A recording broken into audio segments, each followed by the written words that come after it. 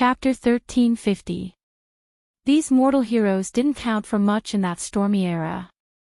In history, the Silver Elves' Dragon King Knights were known for their impressive military exploits. As for the human heroes, they had only won a single battle on the plains thanks to the Silver Elves' strength. That was already the most glorious military exploits of all. The reason why these people's names could survive in the world was more because of the propaganda of the holy temples and royal families of various countries, or the biased records of history. Therefore, when the Silver Elves and Bugas went into seclusion, the legends of that era, as well as the names of the powerful armies, the Dragon King Cavalry, the War Colossus, the Phoenix Guards, all disappeared from the world one by one, giving the world the illusion that the power level of Wond was declining for thousands of years. In fact, in the mortal world, since the War of the Holy Saints, both technology and magic had made great progress. The gap between the most prosperous areas of Tonajol and Cruz before Brando became the Lord was evident. The level of civilization in the border area of a small country like Erewhon was roughly equivalent to the average level of Wond 100 years ago. The gap between 100 years could be so big, not to mention that the War of the Holy Saints had been nearly 10 centuries ago. In other words, the mortal world was recovering. It inherited the 6 previous declines of Wond, and it could be said that a new country was built on the ruins of the past civilization, which was also very logical. But the problem was that, in Brando's view, there was an obvious fault between these two veins. In theory, the mortal era was brought about by the azure night breaking the sky and causing the stars to fall to the earth. That was actually the 6th invasion of the Twilight recorded in the Pale Epic. In that war, Babel Fortress was destroyed by the final blow of the Twilight Dragon. After the fortress fell, the divine people fell apart, and their inheritance was lost. Only the Earth Legion survived. That was also the Dark Age when the divine people wandered the earth. In that last era, under the leadership of the Dark Dragon Odin, the last generation of the Golden Tribe, the Myrnas, established their own empire, which was also the last empire between the mortal era and the divine era. Then, at the end of the imperial era, the 4 sages were born. With the help of the Silver Folk, they overthrew the cruel rule of the Myrnas and established 4 kingdoms that truly belonged to the mortals. These 4 mortal kingdoms could be said to be built on the ruins of the Myrnas Empire, or on the ruins and relics of the past 6 eras.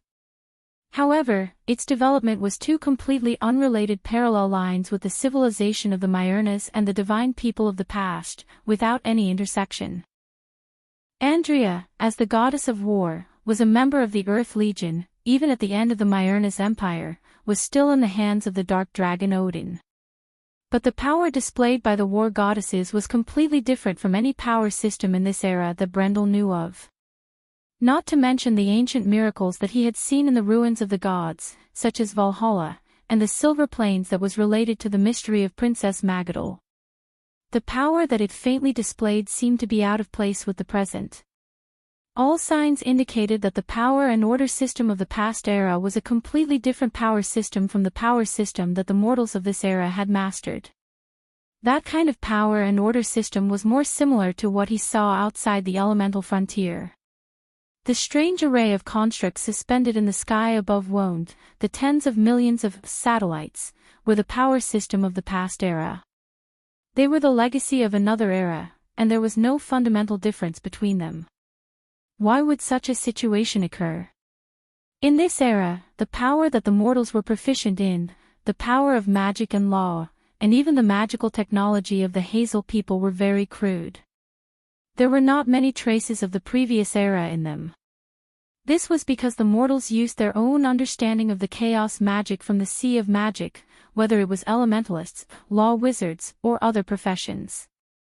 Not to mention the witches who directly bypassed the power of order and law to communicate with the dark magic. These kinds of power that belonged to this era, compared to the power and law that Andrea and the other witches had mastered, or to a higher level of authority and power, such as the power of a planeswalker, were close to primitive. It was like the difference between a chisel from the Stone Age and a modern firearm. Brando himself had such power, so he could understand this point more deeply. His Mana Loss card could easily suppress all spells in this world, and all spellcasters. This was the highest priority. That was why Tumen, Fuchsia, and the Stag Witch would repeatedly mention this point when they talked about the power of a planeswalker. Only a planeswalker could fight against a planeswalker. This was one of the basic principles of the world of order created by Martha. And whether it was the power of a planeswalker or the power of the goddess of war, there was no doubt that they were the legacies of the previous era. These legacies seemed to be covered by an invisible force, isolating them from this era. So that the mortals could not stand on its height, and could only struggle to find a path that belonged only to them in the wilderness of darkness and thorns. That was why the will of the Twilight Dragon, when it was outside the elemental frontier and possessed the Roman body, would contemptuously say to Aloranta, the Dragon Queen, and the others, "Your inheritance may not be the inheritance of the divine people." Brando recalled that this tendency had already been born since the first generation of the Dark Dragon of the Myrna people. There was no doubt that the Earth Legion was the inheritor of the previous era, and the Myrna Empire was the inheritor of the civilization of the previous era. Then what about the four mortal kingdoms? It should be the inheritor of the Dark Empire. In fact, whether it was Cruz, Fanzin, Eloranta, or Saint Hassol, they all inherited a lot of legacies from the Myrna Empire. The magic system of this era originated from the era of the Myrna people. Law magic, elemental magic, string magic, witchcraft, runic magic, holy words, astrology, psychic magic, and magic circle magic. The 9 factions and the classification of the mages of the factions began to appear in the middle and later stages of the Myrna dynasty. Swordsmanship, the system of Sword Saint and Extreme Sword Saint was also established by the Myrna people. Tumen also created the elemental array after the Chaos era.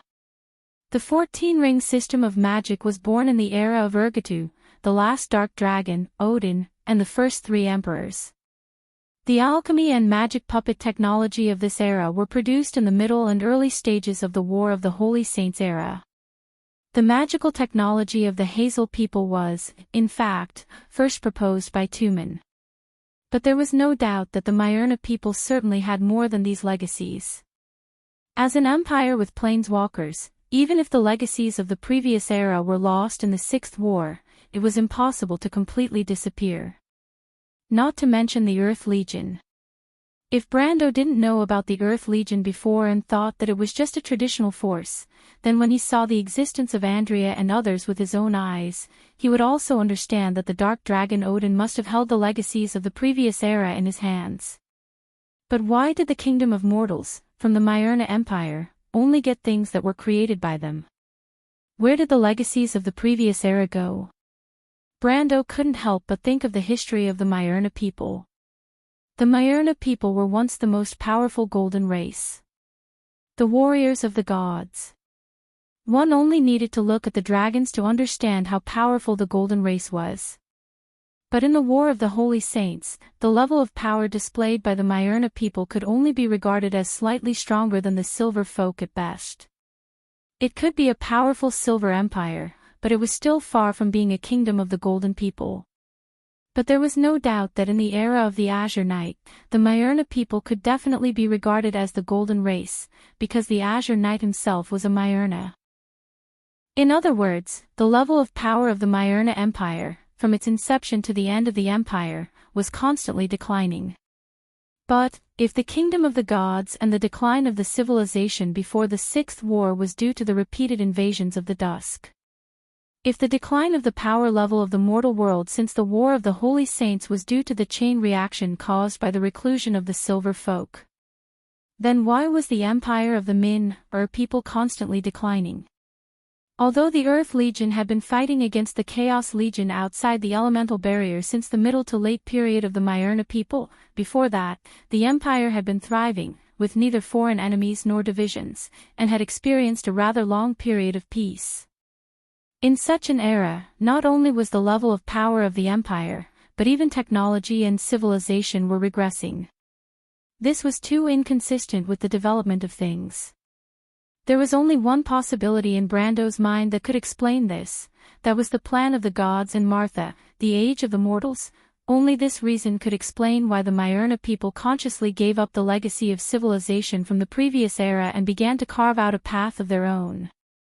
Only this reason could explain the reclusion of the Silver Folk, as well as the concealment of the truth from the mortals.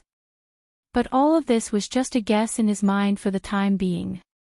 In fact, this guess had existed in his mind ever since he arrived at the elemental border. It was only after he met Andrea and the other war goddesses and confirmed the true identity of the Earth Army that it became even more deeply rooted. But this was not enough. He vaguely felt that he had grasped something, but further evidence was needed. There were too many necessary links missing in these guesses. He had a hunch that there might be another truth behind this secret, but the memories of Andrea and the others were limited. The war goddesses were actually created as combat weapons, and apart from the memories of war, they did not have much memory of their birthplace, the Silver Plains, as well as everything about the past era. But from what they said, there was another tribe that was stranded in Wone for some reason, and this tribe was undoubtedly Freya's ancestors. This bloodline that had been passed down from generation to generation in the human world was obviously more likely to have memories of the past. This was why Brando was so concerned about this issue. On the one hand, it was because he hoped that Freya could solve the mystery of her own origins, but on the other hand, it was for this guess. He had a thought that this might be related to the final answer: what was the era of mortals, and what did the gods and Martha want to do? Brando walked along the corridor of the courtyard while telling this thought to Freya. Of course, he left out the most bizarre and inconceivable part.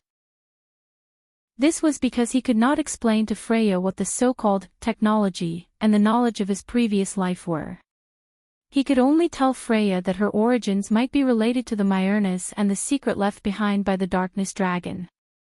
Freya fell into deep thought. She thought for a moment and suddenly thought of something. I don't know much about my parents, Brendel. Everything about the past is just hearsay.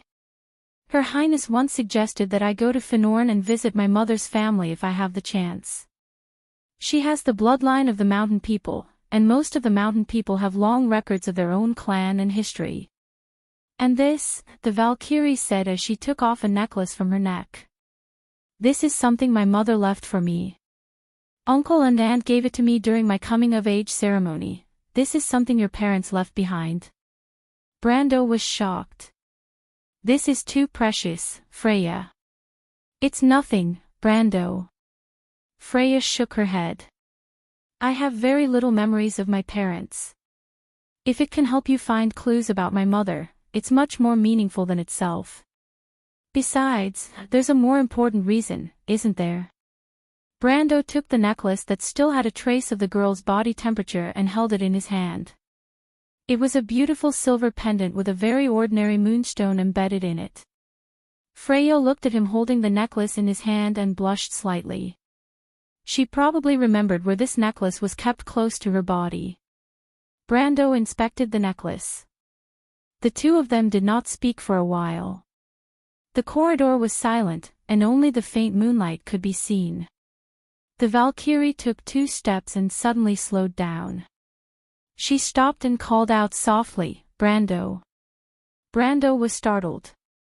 He did not find anything suspicious about this necklace. This necklace seemed to be a very ordinary relic. It carried a mother's blessing and longing for her daughter. He heard Freya call his name from behind. Just as he was about to turn around, he suddenly felt his body tighten. A pair of arms came from behind and hugged his chest tightly. Brando immediately shut his mouth. I'll wait for you in Erewhon. Freya pressed her cheek against his back and said softly, almost trembling. Everyone will be fine, right? Brando nodded. Yes, everything will be fine. Whether it was this world or the people he wanted to protect. Chapter 1351. Battle cries came faintly from the other side of the mountain. Knights in heavy armor were climbing to the top of the mountain step by step. They looked up, and through the gaps of their metal masks, they could see the boundary between the knife-edge cliff and the sky. White mist gushed out of their mouths and intertwined in the cold air. From time to time, there were stones rolling down the mountain stream under their feet, making crashing sounds. The armor of these knights was very different from the heavy and practical armor of the cruise people. The surface of the armor was shiny and covered with beautiful lines. Under the metal plates were thick fur for warmth. Every knight wore a long white cloak. Under the cloak, the cross and wild rose patterns on the breastplate appeared and disappeared with the knight's steps.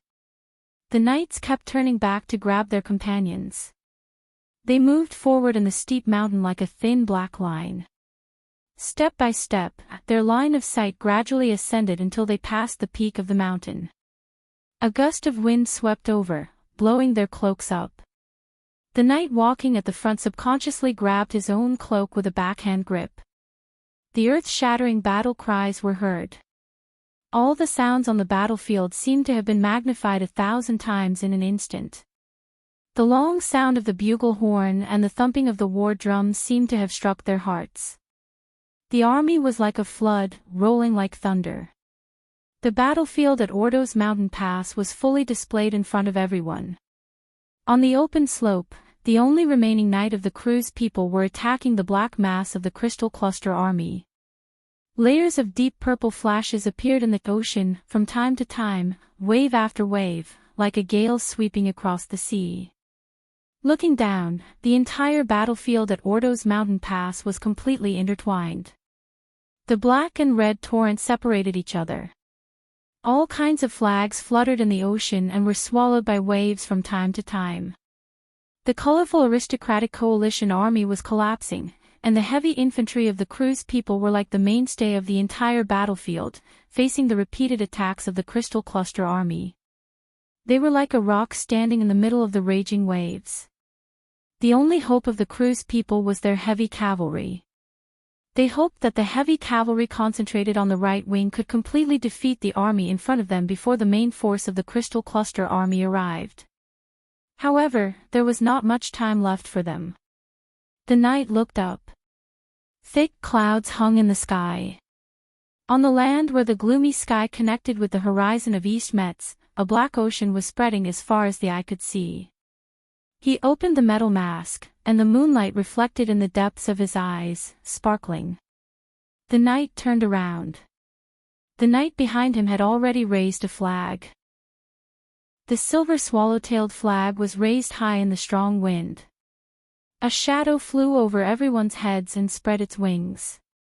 Its bony wings were more than 20 meters long. Together with the black-armored knight on its back, it swooped down into the valley. One after another, bone dragons flew out from between the steep peaks. They flew above and above the knights, and their shadows constantly streaked across the mountaintops. Should we believe them? Master Rodrigo. The knight shook his head.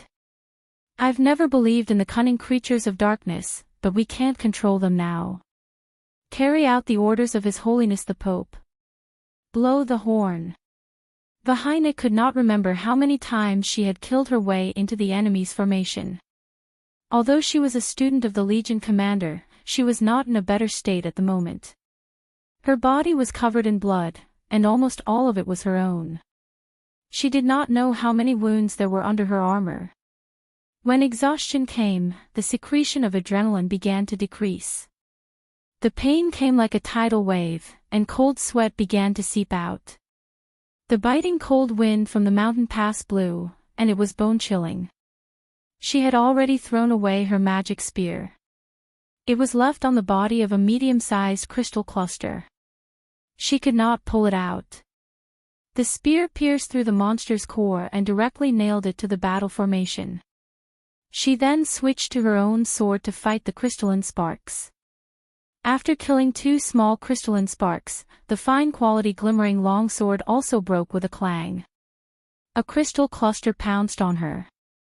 She roared and used all her strength to stab the broken sword into the pupil of a crystal cluster.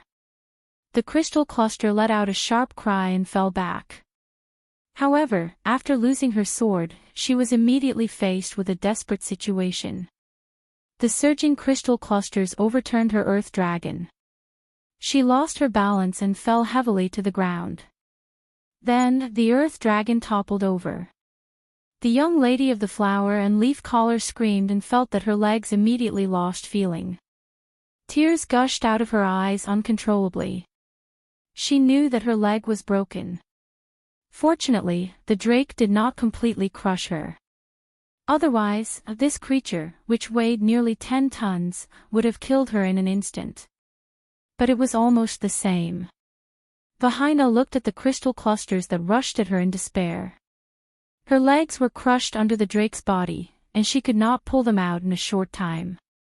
Her companions were already far away, and the night would not stop on the battlefield. Only death was left for her. Sister, she seemed to hear her sister Elise anxiously calling her name in the army. But how could that be? It was so far away, and Elise could not see her in the chaos. Even if she saw her sister, how could she hear Elise's voice? The heavy knight's front line was at least a few miles away from the Buga mages. But when she heard her sister's voice, she could not stop her tears. She struggled to straighten her body and looked at the back of the battlefield in despair. It was as if she wanted to see her sister, her brother, and her father there. "I'm sorry, I'm going to die." At the last moment of her life, the first thing that appeared in Vahina's mind was her mother's pale and gentle face. Then, that face disappeared into the darkness, replaced by a face full of heroic spirit that was calm and composed. The razor-sharp claws tore through her armor in an instant. Vahina felt herself flying high into the air, as if everything in the world was spinning. She felt as light as a feather, as if everything was weightless. Then, she felt her eyelids getting heavier and heavier. Her vision seemed to be covered by blood, and a heavy wave of fatigue swept over her. Then, darkness. Cold, silent darkness. "Damn it, country bumpkin." Veronica's face was gloomy, and she grabbed Elise's arm tightly. The latter cried and called out her sister's name, but soon, her voice became hoarse, and she only had the strength to cry. She watched as her sister's figure was drowned by the crystal clusters. Her small body seemed to have lost all strength in an instant, and she knelt down powerlessly, kneeling on the cold sand. The female army was expressionless. As the commander of this war, she could not show the slightest sign of wavering. But Vahina's accident was like a sharp sword that pierced straight into her heart, and her lips were a little pale. At this moment, all she could do was gently help Elise up, and quietly hug the crying little girl in her arms. She did not say a word, and waited for the heavy cavalry to bring the final result of this battle. Whether it was hope or despair. Elise wailed in her arms. There was not much time left. The crystal cluster army was coming from the direction of Mihotefen, and the tremors on the ground could be felt from more than 10 miles away. Small stones jumped on the ground as if they were indicating something. The light cavalry reserves of the crew's people stood on the mound silently, and rows of knights were looking back on horseback. Between the rolling hills and the sky, there was a faint black line. The nobles' faces were ashen. Many people were looking back, and the mound shook for the first time, and some people had already collapsed on the ground. Veronica hugged Elise quietly, and for the first time, she did not draw her sword on the battlefield, and the knuckles of her hands were a little pale. After decades of military life, she actually felt her hands trembling, because this war was destined to bury the fate of the crew's people. Late King Guilt, what did we do wrong? Why are you punishing us like this? Some people had already questioned the wind with grief and indignation. It's over, it's all over, the empire is finished. Some people were desperate, but some people's hearts were full of heroic spirit. Little Pero looked sympathetically at Elise, who was crying so hard that she was almost exhausted. He also felt some pity for Vahina's death. She was a good girl, but he did not think that such a death was worth sighing over, because it was the rightful end of a night. Unlike others, he witnessed the desperate and tragic battlefield in front of him, but there was not much fear in his heart. There was only boiling hot blood and full of fighting spirit. What was there to fear about death? A glorious battle, to be buried in horsehide, was the warrior's way home. Thinking of this, little Pero strode to Veronica and said loudly, "Her Excellency Legion Commander, Master, order the Light Cavalry Legion to attack. We have no chance, we can only seek survival in death." He said firmly, "I am not afraid of death, but I ask for a battle." Veronica turned back and looked at him. Little Pero was the son of Sir Loston. He was once a member of the Folded Sword Knight Order, and also fought side by side with Brando and Freya during the Battle of the Deadly Frost Forest, but after that incident, he stayed in Erewhon because of the eldest son of the Emperor, and his identity was also removed from the Folded Sword Knight Order. At this moment, Veronica appointed him to replace the dead Viscount Losca as the commander of the Light Cavalry Reserve, because she valued his outstanding talent for cavalry command. And his fearless courage. "At least the Crew's people have courage," Veronica replied. Her voice was carried far away from the battlefield by the wind. The Light Cavalry Legion, which was still somewhat restless, turned solemn, and the people on horseback looked sideways, as if they had gained courage and strength from these words. Chapter 1352. The Crew's people still had courage, the Crew's people had never lacked courage. In that darkest era, who was the first to stand up, lead the mortals, and raise the flag of rebellion against the Empire? It was the Crew's people. What was the path of the Golden Flame? It was an unyielding struggle, a struggle against oppression, against fate, and against life itself. The Crew's people had always looked down on the Aenir people because the Fanzan people once bowed to the Myrna people and became their slaves for 400 years. Among the four empires, only the Crew's people could maintain this pride that had been passed down from generation to generation, as if it was inherited in their blood. Because the Crew's people would never bow their heads.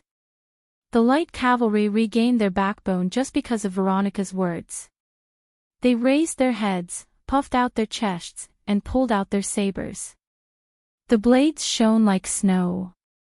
As if infected by the Light Cavalry, the noble coalition army on the mound, who had behaved unsightly, straightened their legs for a moment, and the crooked ranks also became orderly.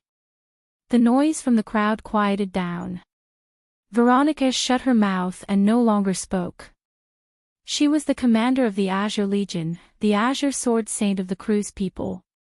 She had witnessed countless wars, swords, and life and death exchanges. She had long since become indifferent. "Teacher. Go," the female commander nodded, "don't look back, as many as you can escape, bring out the hope of the Empire, as long as there is still one Crew's person alive." Little Pero nodded firmly. He turned around and took 2 steps towards the mound where the Light Cavalry Legion was located. He stopped again, turned his head, and smiled brightly, revealing his snow-white teeth. Those blue eyes seemed to contain the most dazzling brilliance. The Legion moved. The Crew's people finally put their last trump card in this war, but in fact, it was all in one throw. The Crystal Legion behind them was already clearly visible, and for the Crew's people, even if they broke through the line in front of them, the long road of escape had just begun. Countless people were destined to fall on this path, and those who survived would become the hope of the Empire. The nobles mounted their horses and unsheathed their swords. In the past 1,000 years, they had lost a lot of things. Courage, glory, and the responsibility of nobles. But at this moment, they had to fight for themselves.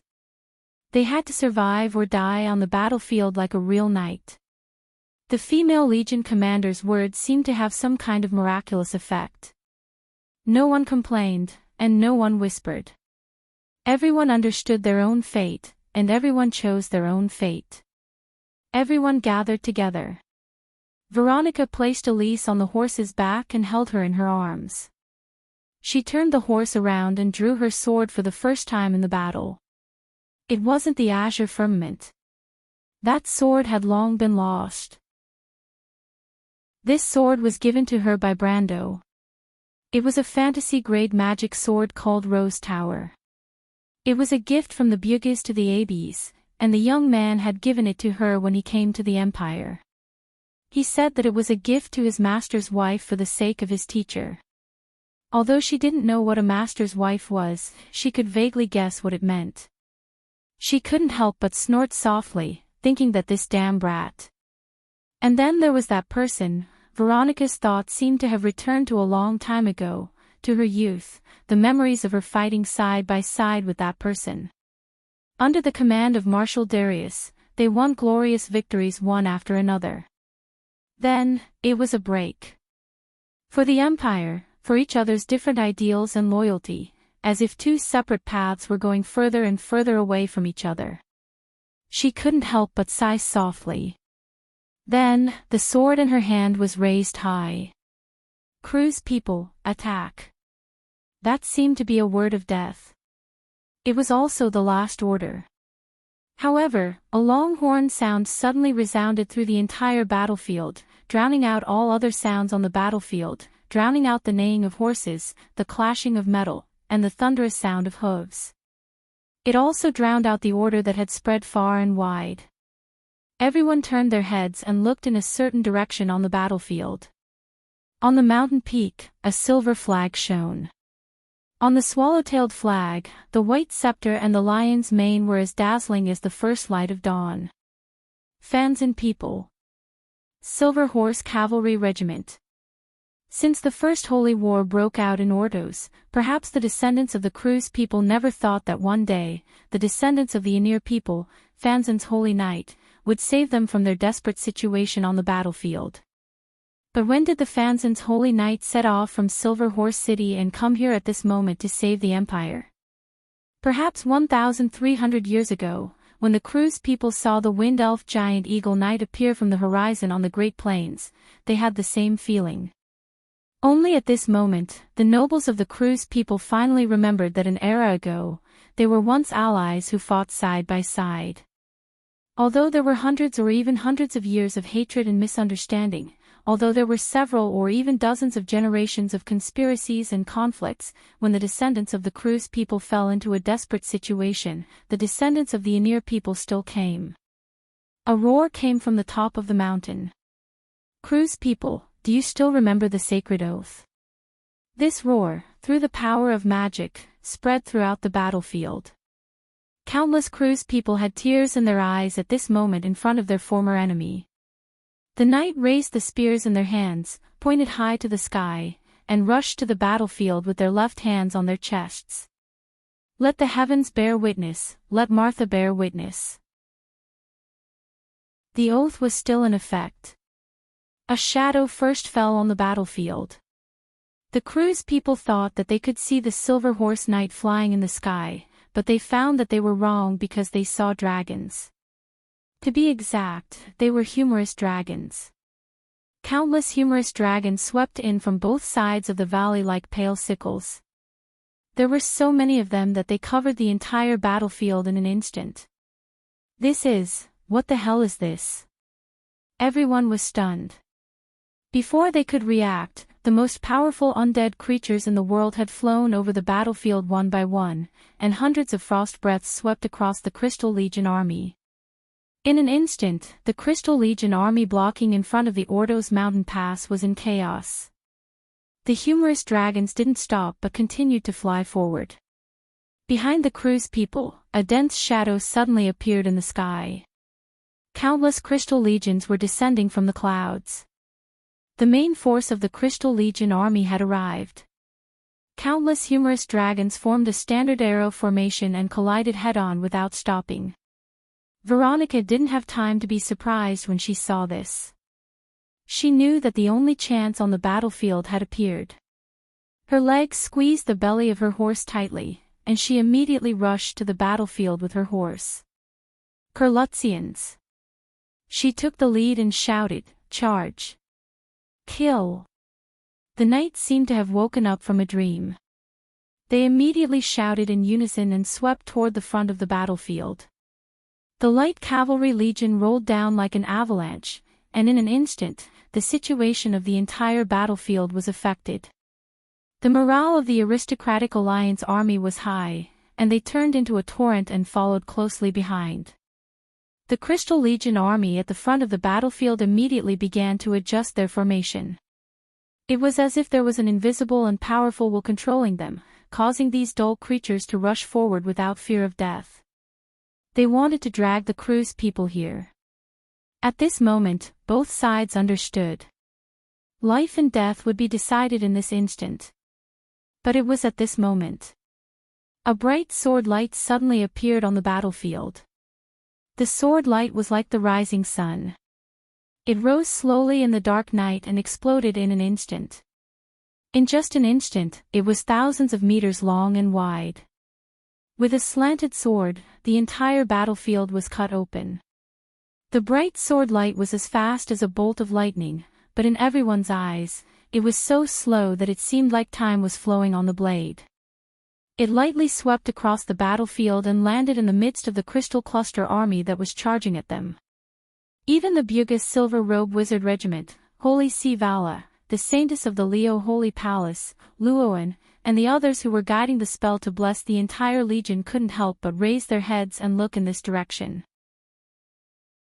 When the 37 Flame family knight left on the battlefield saw this sword light, they couldn't help but tremble. The peak of the Supreme Realm, one step away from the sage. This sword light. It cut open the Crystal Legion army from the middle. Thousands of Crystal Legions turned into flying ashes under this sword light. A passage of hundreds of meters wide was cut open between the Crystal Legion army. Under the moonlight, a man and a sword slowly passed through this passage as if there was no one around, and came to the front of Crew's people. When Veronica saw that man, she was already shocked. Mephisto, Ash Sword Saint. Mephisto stood alone on the battlefield. He sheathed his sword with one hand and carried the giant sword on his back again. On both sides of him, before the Crystal Legion army could rush forward again, they were already surged by Crew's heavy knight. The torrent of heavy knights separated from both sides of him, and this sword saint seemed to be going against the current in the turbulence. He walked step by step to Veronica. Only then did the commander see clearly that there was another person beside Mephisto. Mephistopheles. She was stunned and quickly tightened the reins. However, Elise, who was in her arms, suddenly exclaimed, "Sister." The vampire youth held the injured and unconscious knight's daughter in his arms. He tilted his head and smiled cutely, revealing his small white fangs. "Mistress is a little injured, but fortunately, it shouldn't be a big problem." "Mistress?" Elise was surprised. For a moment, she even jumped off the horse to care about her sister's injury and stopped on the horse's back. "Very good." Rodrigue then withdrew his gaze from the battlefield and nodded. "The Kurlutz people are at least decent. Compared to those nobles in the country who can't help up the wall, I'd rather deal with real warriors, even if they used to be enemies." The knights laughed loudly. Silver Pegasi were flapping their wings and landing on the top of the mountain. The knights took off their cloaks one by one and threw them aside. Then, they mounted their horses and pulled out their swords. "Now it's our turn. Order of the Silver Horse, attack." Chapter 1353. Madara's everlasting city was a city built at the intersection of the Rothasher River and the River of Sudden Death. Rothasher meant eternal in the ancient language of the mountain people. These two rivers flowed south for more than 700 kilometers before emptying into the Sea of Everlasting Death at the Tochik region. The two rivers flowed through the most prosperous areas of Madara. Even in this land, there were many humans living there. For example, in the capital of the undead, there were close to 120,000 humans, elves, and other living creatures living there. The undead population was relatively small, unless the unintelligent low-level undead were included. With living creatures, there was a need for survival materials. Besides, the necromancers needed all kinds of materials, and the dark nobles needed ores, armor, weapons, and all kinds of materials. Hence, commercial activities were born. Therefore, Madara's everlasting city was not the dark, silent, gloomy, and desolate city that people imagined. This city was also full of its unique life. You could see shops, workshops, and even mills and bars. There were also public buildings such as libraries and bathhouses. It was not much different from what you would see in other big cities of this era that were full of urban atmosphere. However, unlike the human cities in the southern border of Erewhon and the Cruz Empire, the undead cities were often solemn and quiet. Most of the buildings were tall and majestic, and were generally filled with religious colors. These buildings were often built with cold materials such as obsidian and marble, creating a solemn and well-defined atmosphere.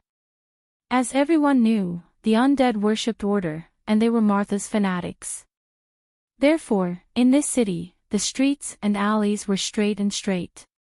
You couldn't see random objects, messy alleys, wandering peddlers, or illegally built buildings. The whole city gave off a faint militarized atmosphere. There were very few pedestrians on the streets. If it was not necessary, the residents of this city would rarely go out and chat. You could rarely see idle people, because those who did not work would be turned into undead and thrown into the military camp. Here, the women's job was to give birth, and the men had to work for the prosperity of the Roman Black Rose. Everyone had something to do. In short, Madara did not keep idle people. As a traveler with a modern soul, Brando was not interested in this atmosphere. The diverse modern society advocated freedom and individuality. Although he was not a radical liberal, he was more or less influenced by it. He did not like this kind of ultra-conservative and militarized closed society. However, it was always easier to destroy order than to build it. Since the arrival of the goddess of the dead moon less than a week ago, the undead society had collapsed before his eyes. At this moment, he was walking on a street with others. His eyes swept across the ruins of the buildings on the street. As far as his eyes could see, the street in the early morning was covered with a thin layer of fog, mixed with the dust on the ruins, forming a haze. The visibility on the street was extremely low. He did not use his special perception ability. He could only vaguely see people walking around in the fog in the distance, rummaging through the ruins for valuables. A week ago, this street used to be an orderly craftsman area. The bear goblin craftsmen who allied with the undead built armaments here for the necromancers. However, in the disaster, the buildings collapsed one after another, leaving behind a scene of devastation. The street was also covered with terrible cracks, and occasionally, lava could be seen spewing out from them. Everywhere, there were granite deposits formed by the accumulation of magma after it cooled down. The order of the undead had long disappeared. Now, there were not many people left here. The Dark Nobles had evacuated the city as early as 3 days after the disaster, and the army continued to stay in the city to fight against the descendants of the evil gods. Later, the Queen of Madara evacuated most of the civilians. After that, the necromancers and the army under their command began to gradually withdraw from the city. Most of the people who were still in the city now missed the best time to evacuate, or were abandoned. The undead did not have any guarantees for their people. They only made the most efficient choice. Seeing this group of people marching to the center of the city from afar, the refugees in the fog became restless and began to move closer. Most of these people were humans and elves in the city. They hoped to be taken out of the city, or at least to avoid the descendants of the evil gods. But obviously, their hopes were dashed. Before they could get close, the Black Knight on the periphery of the group rushed over, raised his cold long sword, and drove these people away. Seeing the Black Knight, these people showed a look of despair. The Black Knight was the most indifferent and ruthless creature among the undead. Moreover, the person who could control them must be a big figure among the Dark Nobles. Why would the big figure care about their life and death? Walking beside Brando, Huang Hua saw this scene and frowned. She seemed to want to say something, but seemed to have some concerns and did not speak. Brando noticed the look on his student's face. He turned to Queen Madara and said, "Those people are your people." "In the kingdom of the undead, there is no concept of people," Queen Madara said faintly. "There is only value. They used to be valuable, so they could survive here. But now they have lost the value of their existence, so they can only fend for themselves." Brando found it hard to imagine that such a kingdom could be cohesive, but there was no doubt that the people who lived here had accepted this logic from the moment they were born. And those who came to Madara from the outside world were all people who had escaped into the darkness and were exiled. Since they had chosen this path, they had to accept all the rules of the dark world. Taking these people out of here is as easy as lifting a finger for you. I never give alms. This is not alms. I ask you to do so, Brando replied firmly. Queen Madara frowned. Why? Brando looked at Huanghua beside him and replied, because this is my student's choice.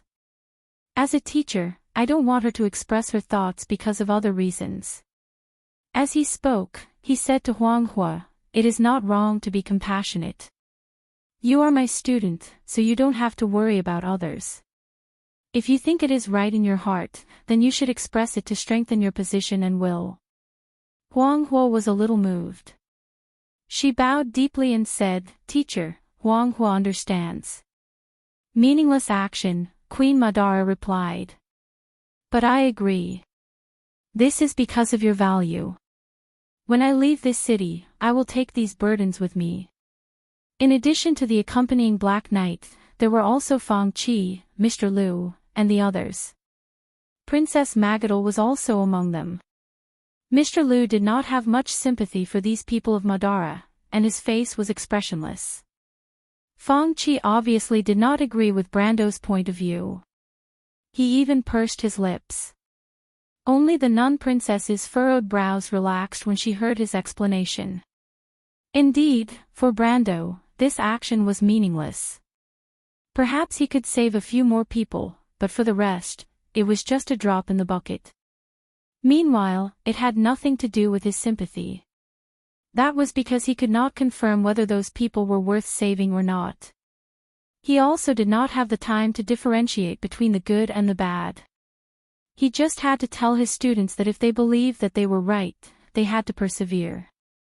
Being overly cautious, was that what a warrior would do? Fortunately, Huanghua seemed to have noticed this point. After this small interlude, the group continued to move forward. Their destination was the meditation sacred ground in the holy temple of the dying moon. To be exact, it was the completed teleportation circle there. Ever since the descent of the goddess of the dying moon, the holy temple of the dying moon, which had suffered the most damage, had long been turned into a forbidden area. Now, the Black Knight directly under Her Majesty had firmly guarded the place.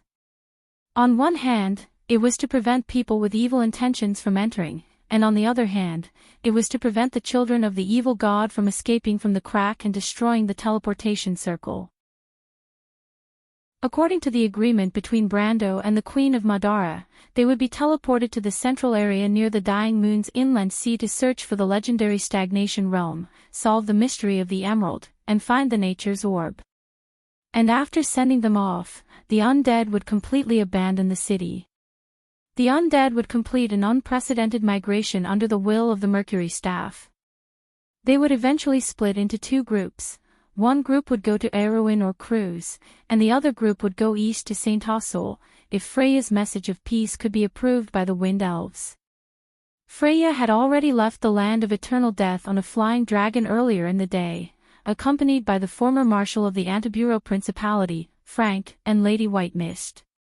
Brando knew that what she was about to bring back to Erewhon might not be a gentle reform, and with an expert like Frank accompanying her, the goddess of war's personal safety could at least be guaranteed. Moreover, for the alliance between Tonajol and the princess, the White Wolf Sword Saint was also a peak combat power that the alliance urgently needed. This was because Brando had already heard from Freya that Greysword Saint Mephistopheles did not return to Erewhon. It was possible that, like Medisha, there was a problem with long-distance teleportation. And Lady White Mist's understanding of some of the secrets of the era before the war between the Twilight Dragon and the Holy Saints was enough to help the princess and Amandina sort out their thoughts on how to deal with the upcoming war against the Twilight Dragon. Moreover, she was also a powerful mage, although she rarely showed it. Chapter 1354. With the help of these two, Brando had reason to believe that Freya's journey would be much smoother, as long as there weren't any major changes in the Erewhon kingdom. On the other hand, Medisha and Hippamra had bid farewell to him nearly a week ago and were heading to the Planeswalker training grounds with the seven-pole dragon queen, Fuchsia. According to the evil Dragon King, they might be able to make it in time for the upcoming adventure. However, Brando had already told the two ladies in advance that if they couldn't make it to the central area of the Dead Moon Sea to meet him after the training grounds, Fuchsia would bring them back to Erewhon to help Freya and the princess quell any unrest that might arise in the kingdom. Because according to Queen Madara, the alliance of the dragons and the Kurlots had suffered a huge defeat in East Metz. Although there was no news of how heavy the losses were, the death of Oanlos meant that the dragons had lost their last Dragon King at this moment. Under such circumstances, the only Dragon Queen left was the exiled Fuchsia. If Fuchsia were to return at this time, she might really be able to regain the throne of the Dragon Queen. And if Fuchsia were to head to Cruz to take on this heavy responsibility, then Medisha and Hippamra would be on the same route as her. In the end, Andrea and the Silver Elf had to travel with the migrating undead. The only ones left who could complete the mission with Brando were Huanghua, Fang Qi, and Delphian. Mr. Liu also chose to participate in this mission because he had to travel with the Jade Phoenix Queen. As for the people around Fang Qi who originally belonged to the Phantom Chariot, Brando dismissed them. A few elders were handed over to the Queen of Madara for her to monitor. The only exception was Princess Magadol. Originally, Brando wanted to let the princess return to Erewhon with Blanche and find a way to return to the Antiburo Duchy from Erewhon. But he didn't expect Andrea to suggest bringing the princess along. Princess Magadol also expressed her wish, and it was said that it had something to do with her background. Brando couldn't reject this reason and had no choice but to agree. That was why she appeared in this team.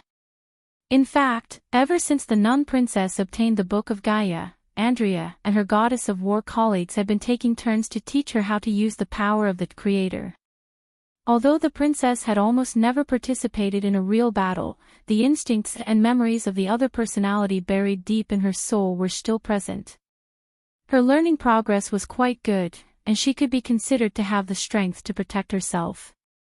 Brendel did not think too much about the princess's combat prowess, but he did not reject her because he had promised Blanc. Besides, he was also very curious about the secrets of the Silver Plains.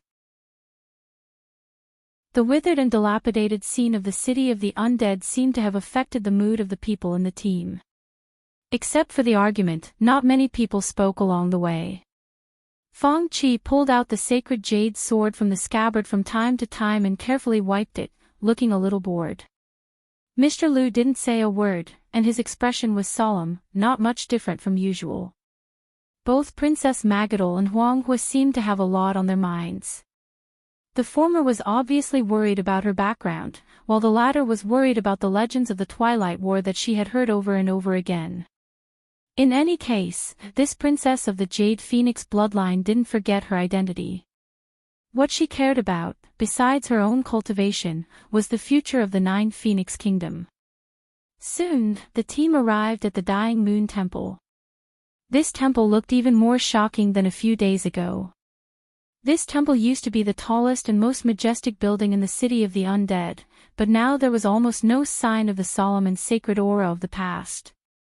The main body of the temple had almost collapsed, leaving only a thin wall that was on the verge of collapse, as if it would collapse at any time if a gust of wind blew past. As far as the eye could see, there was an endless stretch of ruins. Only a small number of side palace buildings could survive, but most of them were severely damaged. There were either terrible cracks on the surface, or there was a problem with the internal support structure.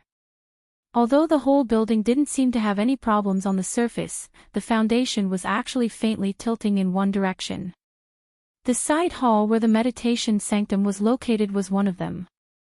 Because Queen Madara had long expected the fall and descent of the goddess of the undead, she had reinforced the place where the teleportation circle was built. Therefore, the building where the meditation sanctum was located was the best preserved part of the temple at this moment. The Black Knight was patrolling the periphery of this temple at this moment. This was the central area where the goddess of the undead descended, but because of some powerful undead creatures, there were the least number of descendants of the Diablo here. In fact, after a few days of fierce fighting, most of the descendants of the Diablo were driven to the east of the city. Otherwise, there wouldn't be so many refugees here. Because Queen Madara was accompanying them, the Black Knight turned a blind eye to Brando and the others, and the group quickly filed into the meditation sanctum. The altar that Delphian saw a week ago had been completed. Brando walked through the courtyard of the meditation sanctum and saw the portal. It looked similar to the door of flame in the Holy Cathedral of Fire. A circular arch stood on the altar, and the arch was covered with various patterns. With Brando's elementalist level, he obviously couldn't understand a word of this level of magic runes. However, most spatial magic was similar, so it wasn't surprising that it was exactly the same as the portal in the Holy Cathedral of Fire. He noticed that at this moment, the figures of the undead and the bear goblin craftsmen that he saw a few days ago could no longer be seen around the altar. There were only 22 wizards in black robes in a circle, each holding a bone staff. These people were obviously the wizards who would be in charge of the activation of the magic array later. There was no peerless master like the great sage of the Cruz Empire in Madara, so to activate a teleportation array of this level, they could only rely on numbers. Brando could see at a glance that these black-robed wizards were all liches, and each of them had at least the strength of elemental activation or even elemental enlightenment. The strength of these liches was not at the top in Madara, and they barely reached the upper level of combat power. Queen Madara had left them here, obviously with the idea that in case of an accident, they could be abandoned. From this point, Brando once again felt the way the undead did things, cold and direct. In fact, Brendel had already experienced long-distance teleportation when he was outside of the elemental border. The teleportation gate built by the undead was a directional teleportation gate, which was much more stable and safe than the one Medisa and the others used in Rushta. It was not something that could be compared to the teleportation gate that he used to pass through the space turbulence. Therefore, Brando did not appear to be nervous, and walked directly to the teleportation altar. Next was Phoenix Flame. As the princess of the Jade Phoenix bloodline, she was obviously no stranger to teleportation, and calmly followed her teacher to the altar. Fang Qi, Mr. Liu, and Delphian were also quite calm, but Princess Magadal, who had experienced long-distance teleportation, was a little nervous, and her face was a little pale. Brando comforted her in a low voice, temporarily diverting the princess's attention, and calming her down. After everyone had walked to the altar, the Queen of Madara looked up and said, "Before you leave, I have to remind you that the dangers of this trip are unpredictable, and I can't guarantee that you can come back alive. In fact, I have another set of plans, and if you can't come back, I have a way to deal with it." Brando knew that she was talking about the agreement between Haku and Ekis, but before he could say anything, the Prime Minister's daughter beside him smiled and said, "Your Majesty, since the dangers are unpredictable, then there is nothing to say. Lady Martha is protecting us." The Queen of Madara shook her head coldly and said, "The will of the Roman Black Rose is that if there is a chance, and if there is value, we are willing to accept any price. For the undead, there is nothing more terrible than eternal death, but even if it is eternal death, we can face it calmly. However, for a weak race like you, you can't understand our coldness, not only to others, but also to ourselves. We will not leave any last words, because it is meaningless, but I think you may have additional requests. Your Majesty, please take back your words." Phoenix Flame raised her head and said firmly, "The inheritor of the Jade Phoenix also has the courage to face everything, even death." Otherwise, we would not have chosen this path. But death is not terrible, little girl. You will never understand that, the Queen of Madara replied. Brando saw that the argument was going to continue, so he frowned and interrupted the Queen, leave the last words to others. I have a question for you, Your Majesty. The Queen of Madara looked back at him and said, Speak. For Madara, if you want to reconcile with Saint Tassol and Fanzan, there is a better choice than Erwin, isn't there? You mean the Bugis? The Queen of Madara seemed to have expected this question. Brendel nodded. This was actually a question that had been in his heart for a long time. He had suppressed this question for a long time before finally asking. Even though he had some guesses in his heart, he still hoped to get a definite answer from the other party. After the Fallen Moon disaster, the Bugis lost their kingdom in the sky. Now the speed of information transmission between the continents is slower than in any previous era. The Bugis can't teleport back and forth between their monitoring point and the floating city like in the past, so they may not have time to know everything that is happening here, the Queen of Madara replied, but this is only one of the reasons. The second reason is that the relationship between the Bugis and the Wind Elves may not be as good as you think. What do you mean? Brando's heart skipped a beat and asked. The Bugis have always been in conflict with the Four Empires. Whether it is the Crews, Fanzan, or the Wind Elves, they are not happy that someone is above them and telling them what to do. Moreover, before the Fallen Moon disaster, a considerable number of the Bugis had actually returned to the Earth. In order to fight for the slate, there was a lot of friction between them and the Wind Elves in Fanzan. In fact, as far as the last news I received, a branch of the Bugis was in a state of war with the Wind Elves. Although a full-scale war has not broken out, the Wind Elves may not choose to believe their enemy at this time. Brando completely understood when he heard this. Although history had deviated greatly, at least at this moment, it still stubbornly maintained its inertia. The Slate War still broke out, and the friction between the Bugis and the Wind Elves in history was the fuse of this war. But this was just the beginning, and there would be more serious things to come. After listening to the Queen of Madara's words, Brando was silent for a moment, and suddenly said, If Your Majesty really wants to reconcile with the Wind Elves and Fanzan, and wants to fight against the Twilight Dragon, I have two things to warn Your Majesty. Oh. Chapter 1355. Suddenly, 6 doors of light appeared in the wilderness. Brendel, Magadol, Mr. Liu, Delphine, Huanghua, and Fang Qi stepped out of the doors one after another. Then, they stepped into a patch of muddy ground. Damn it, what the hell is this place? Fang Qi immediately frowned. He had put on a black dragon-patterned overcoat, but now, the hem of his overcoat was completely soaked in the muddy water, and it was covered with rotten grass. However, before the others could mock him, they heard a plop. It turned out that because Huanghua was too short, he lost his footing and fell into the quagmire when he took a step forward. Miss! Young Lady Huanghua! Everyone was flustered and exclaimed. Ha ha ha, my dear cousin, please get up. There's no need to be so polite. Fang Qi laughed as if he had forgotten about his predicament. Huanghua clenched her teeth and climbed out of the mud. Her princess warrior suit was covered in mud and grass. Her hair was also covered in mud and water. The mud was falling down like a waterfall. Feeling wronged, she wiped her face with her arm, revealing her snow-white forehead under the mud. She turned around and stared coldly at Fang Qi. Are you okay?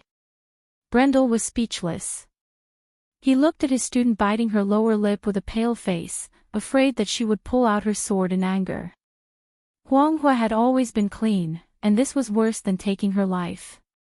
Fortunately, Huanghua had a calm and steady personality.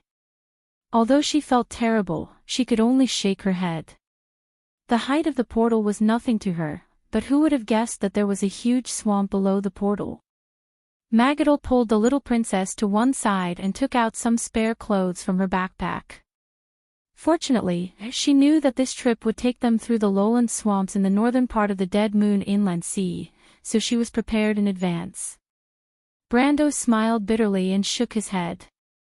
His student's luck was really bad. Take this. He took out the cloak of the King of Giants from the floating celestial sphere and handed it over.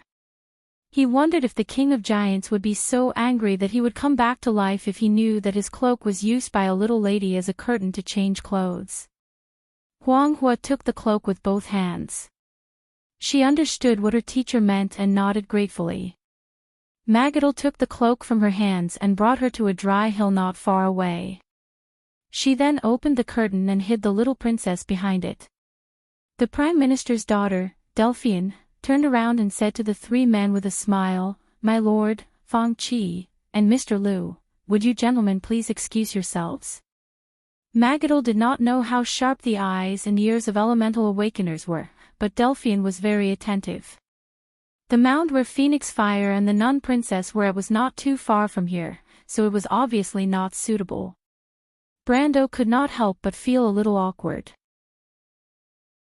He did not think of taking advantage of his student, but he did not think of this point. He and Mr. Liu nodded together, accepting Delphian's advice. Only Fang Qi snorted in disdain. As he walked away, he muttered under his breath, "Who would be interested in that washboard? It's a pity that Miss Delphian's heart belongs to someone else, and I'm not that guy's opponent." Mr. Liu and Brendel pretended not to hear his mutterings. After so many days, although the relationship between the Ghost Chariot and the Jade Phoenix clan was still not too harmonious, Mr. Liu already knew what kind of strange personality this genius of the Ghost Chariot, who was known as the Ghost Chariot's 1-in-1,000 years genius, had. His attention was already focused on the surrounding environment. As he walked away with Brando, he asked, "Mr. Brando, where is this place?" Brando looked around. This was obviously the central area of a wetland. The terrain was very flat, and there were low meadows all around. The grass was covered with shallots, long-stalked marigolds, reeds, and other vegetation. Looking carefully, he could even see large clumps of mushrooms and bird nests in the grass. A little further away, there was a connected pool. The water surface was as smooth as a mirror, as if it was embedded in the ground. As the wetland was shrouded in a thin layer of fog, the water surface was a little gloomy, and it was covered with water plants like water caltrops. Other than the crooked tree on the mound where Phoenix Fire and Magadal were, there was not a single tree in the fog. Brando used his dark perception and mind's eye ability to expand his range of perception to a few miles, and it was the same. This was obviously the lowland swamp to the north of the inland sea of the Dead Moon. The Sudden Death River and Rosacher River flowed into the inland sea of the Dead Moon, and the alluvial delta of the two rivers formed a large area of lowland. In addition, it was said that this land had been hit by a meteorite in the chaotic era, forming a small basin. The seawater flowed backwards, forming a large area of salt marshes near the sea. However, this place looked very lively, and it should not be the salt marshes near the sea. Brando quickly confirmed this and replied, "When Queen Madara set up this teleportation point, she had sent people to investigate this place. This place is actually located at the edge of Talkik. Talkik is close to the eternal land of Madara, and to the east, it is connected to the territory ruled by the undead. Because of the conflict between the Empire and the undead, this is actually an ungoverned area. Lord Talkik is holed up in Talkik City, which is very far from here, so it is not actually the owner of this place. There are no trade caravans in the swamp, so there are no corresponding robbers and water bandits. However, in the year of the Golden Cup, a group of secret believers came here and took over this land. This is actually an area controlled by the Sheep's Head cult. They also built a few towns, one of which should be directly south of us, called Maltaha. Brando said according to the book. This information was given to him by Queen Madara, and there was also a map corresponding to it.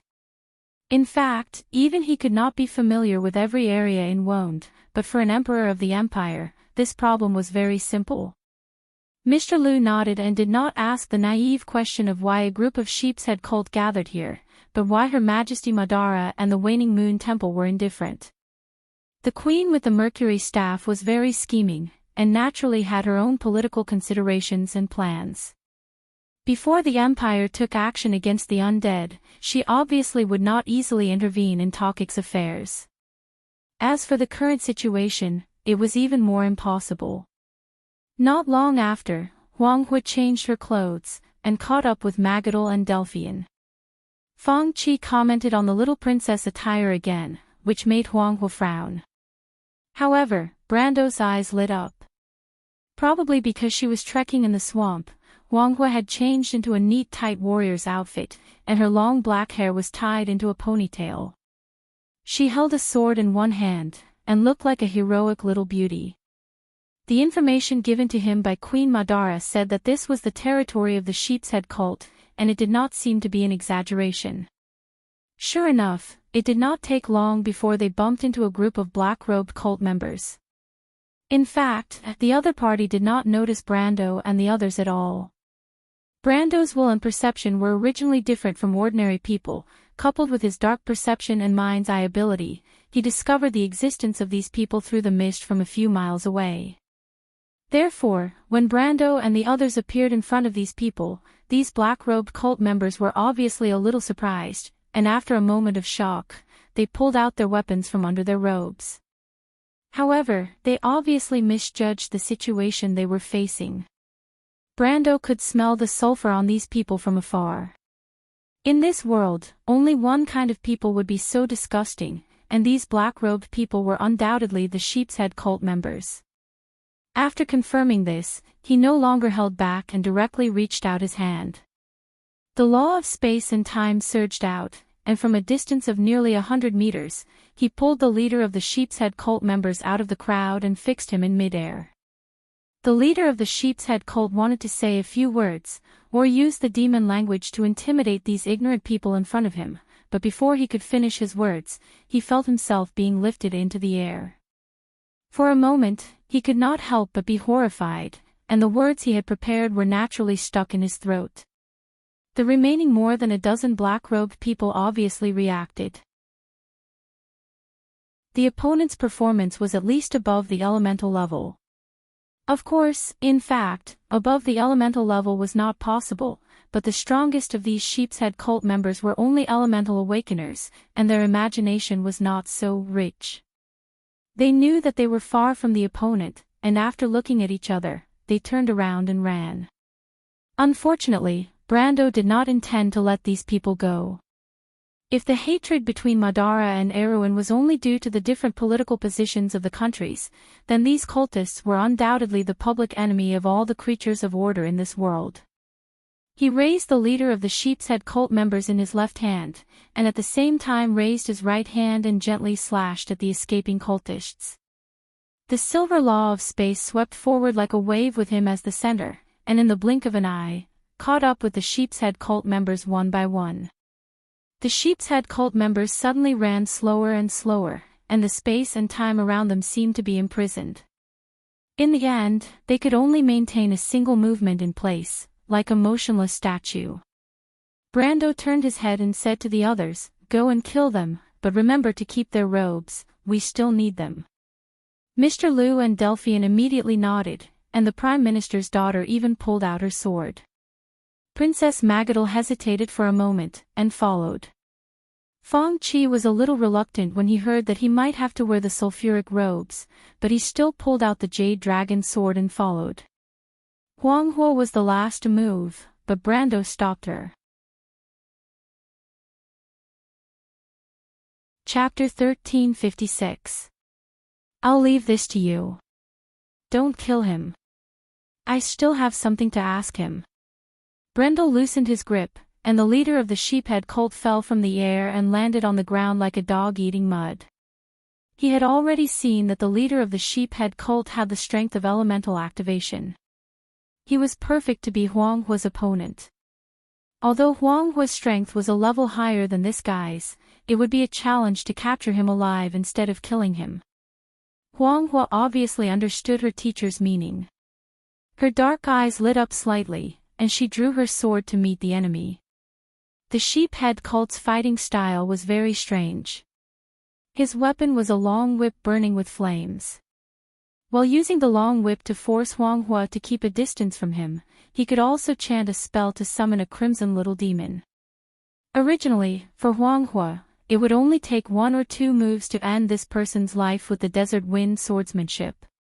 The Desert Wind swordsmanship was a top swordsmanship for both long-range and short-range attacks. The guy thought that he could make Huanghua unable to do anything to him by keeping a distance. Obviously, he was wrong. However, Brando asked Huanghua to capture the sheephead cult member alive instead of killing him, which limited her opportunity to use the Desert Wind swordsmanship. After all, the Desert Wind swordsmanship was the sword of the Red Lotus of Hellfire. It was the most lethal of the 3 swords of the 9 Phoenix. If she was not careful, she might not even be able to leave a complete corpse, let alone capture him alive. In addition, the little demons summoned by the sheephead cult member were very difficult to deal with. Although their strength was only in the middle of the gold level, they had thick skin and inherited the consistent characteristics of hell creatures. They had strong regenerative abilities, were resistant to electricity and fire, and were not afraid of death. There were several opportunities for Huanghua to get close to them, but she was blocked by these little demons. The leader of the sheephead cult was obviously very experienced. As he retreated, he summoned 7 or 8 little demons. Brando knew that the opponent was still wary of him. Otherwise, he would have escaped from Huanghua's attack range. He frowned. The number of little demons around Huanghua had almost reached double digits. If his student could not think of a way, not to mention capturing the opponent alive, even defeating the opponent would be a problem. The leader of the sheephead cult was obviously aware of this. There was a hint of joy in his eyes. He ignited the last demon scroll and threw it out, then suddenly turned and ran. The red parchment he threw out turned into ashes in the air. Sparks and shredded paper rose into the air and formed a flaming gate. A chain demon overlord strode out of the flaming gate and raised its right hand. Following a clattering noise, a black iron chain with a spiked iron ball flew toward Phoenix Fire. Brando could not help but shake his head when he saw this. Although Huanghua's performance was remarkable, she was still too methodical. 9 Phoenix's 3 supreme swords were still binding her, making her think of how to defeat her opponent fair and square. This was the typical thought of a swordsman. He asked Huanghua to capture the opponent alive, but the capture did not necessarily mean that the opponent would be unharmed. There were a few times when Huanghua could easily win by cutting off the opponent's legs and hands. However, as a swordsman, Huanghua persisted in her pursuit of perfection. For a real warrior, this was not a good thing. Other than fighting and winning, everything else was superfluous for a real warrior. The chain demon overlord was already an upper middle demon in the scorching hell. Although he did not know how the leader of the sheephead cult, who was only elemental activated, summoned this thing, Brando was ready to make a move. He was worried that Huanghua would be injured in the battle. But at this time, a bright and dazzling sword light was reflected in his eyes. Brando stopped what he was doing. The moment before the chain demon overlord's attack arrived, Huanghua threw the sword in her hand out from the encirclement of the imps. With its ding sound, it hit the spiked ball accurately, knocking the iron spiked ball aside. It swept past several imps, bringing with it a whirlwind of flesh and blood. But Huanghua lowered her body and grabbed the metal chain. She gritted her teeth, and her small body was swept up by the chain. Then she let go and took advantage of the momentum to jump, landing in front of the leader of the sheephead cult, who had escaped a considerable distance at this time. Huanghua landed and rolled, splashing water. The leader of the sheephead cult only saw a flash in front of his eyes, and then he saw the little girl in front of him rushing towards him with a determined look. Damn it! He yelled angrily, but in the previous battle, he had already seen that the little girl was a swordsman. When she used the sword, she could only fight to a draw with him. At this moment, she had abandoned her sword and dared to come close to him. She was looking for death. But it just so happened that the leader of the sheephead cult was not surprised but happy. He thought that if he could catch the little girl to threaten the terrible guy before, he might be able to escape. Thinking of this, he took out the long whip from his arms again. The long whip was gently flung, and a raging flame had already ignited on it. Unfortunately, although the idea was good, it had to be realized in time. The leader of the sheephead cult raised the long whip and was about to swing it down, but he found that a white little hand had reached out first. He was horrified to see that the little hand was ignited with the same bright and red flame, grabbing his whip. "This is impossible." The leader of the sheephead cult screamed in horror, "My flame whip." Before he had finished speaking, Huanghua had already stepped into the range of him. Her left hand pulled the long whip in her direction, and her right hand clenched into a fist as red as fire. The red lotus hellfire spewed out from between her fingers. From bottom to top, she punched the sheephead cult leader's chin heavily. There was a crisp sound, and the leader of the sheephead cult's chin suddenly shattered. His whole body flew high, and then fell heavily into the pool. He struggled on the ground twice to get up, but the injury was too serious. Soon he lost his strength and lay on the ground again.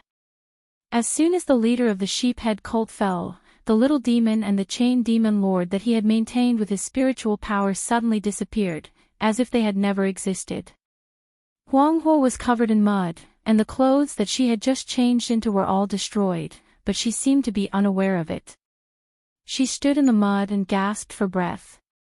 When Brando walked over, he saw the little princess wiping her face with her hands. Not only did she not wipe her face clean, but her face was even more messy, like a little cat. She gasped for breath for a while, then straightened her chest and looked at her teacher. At that moment, Brando saw that his student's dark eyes were surrounded by golden flames, and it flashed by. Talent awakening. Brando was shocked and could not help but be stunned. Huanghua was obviously a sign of the awakening of the talent of fate. She had also used the sword of red lotus hellfire after abandoning her sword. It was obviously related to this talent. The problem was that this was too outrageous. She could awaken the corresponding talent immediately after abandoning her sword. If it was really so easy, then there would be many swordsmen in the world who would abandon their swords. And how old was Huanghua? Brando could not help but look at his student deeply. He deeply felt what was called the protagonist's halo.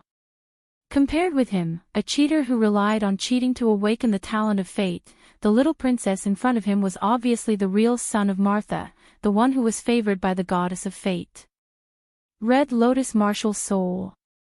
Mr. Liu came back at some point. The bright blade in his hand was still dripping with blood, and the other hand was holding a few black robes.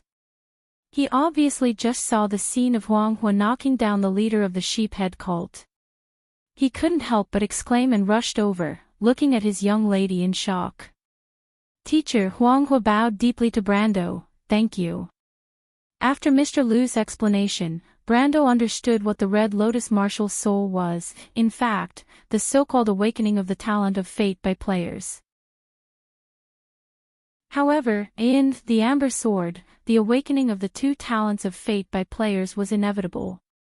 They only needed to complete the corresponding quest chain to awaken. But for the indigenous people, the talent of fate was an illusory thing. Except for a few chosen ones or very talented geniuses, few people could awaken the talent of fate.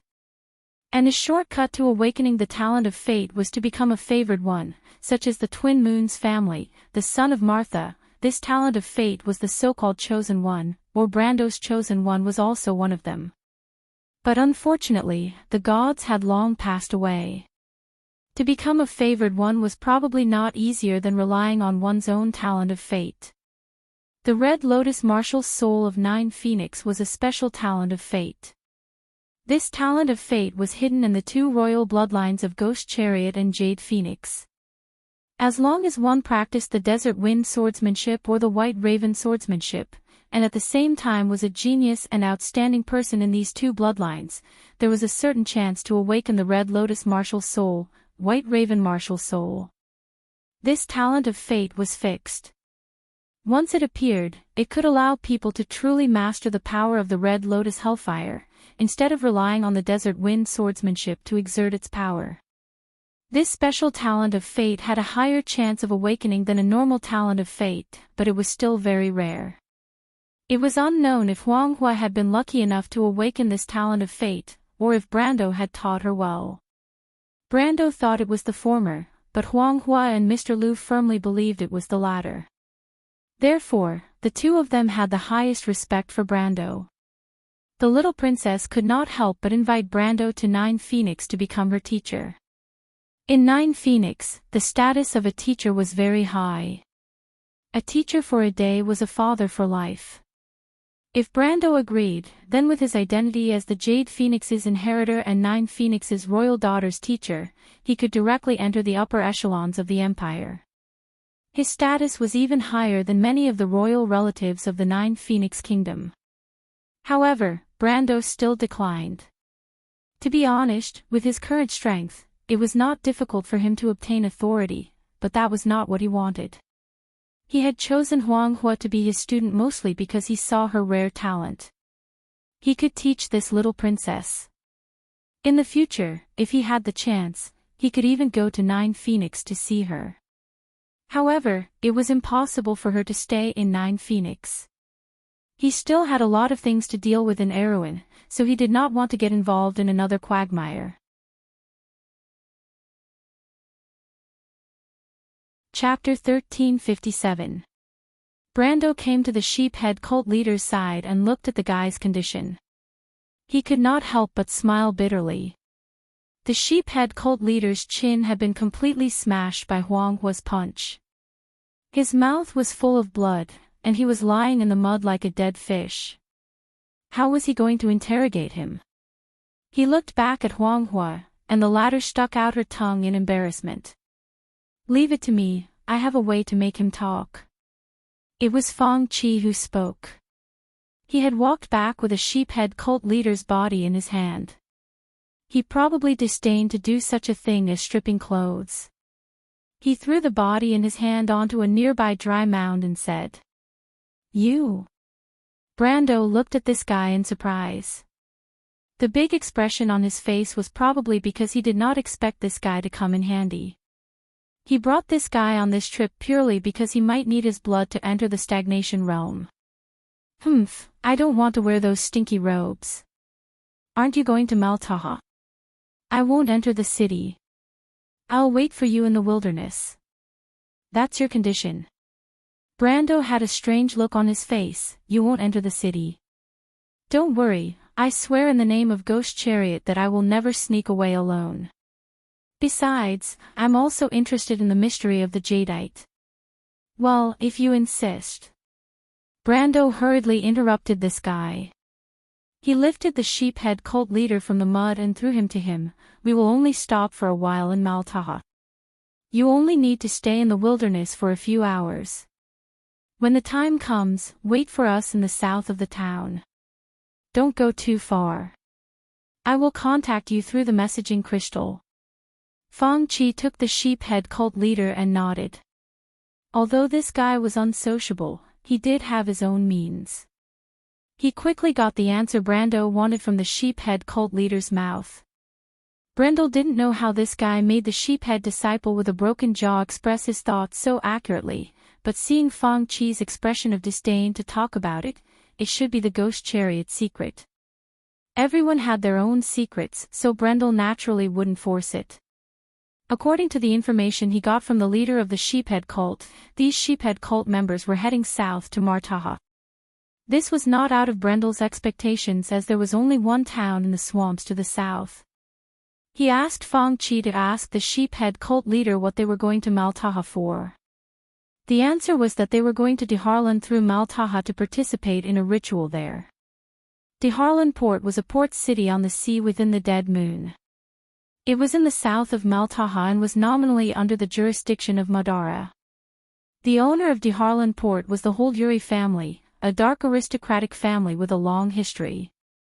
This family firmly controlled de Harlan's port, Chamber of Commerce, and large and small guilds through an organization called Grey Scepter.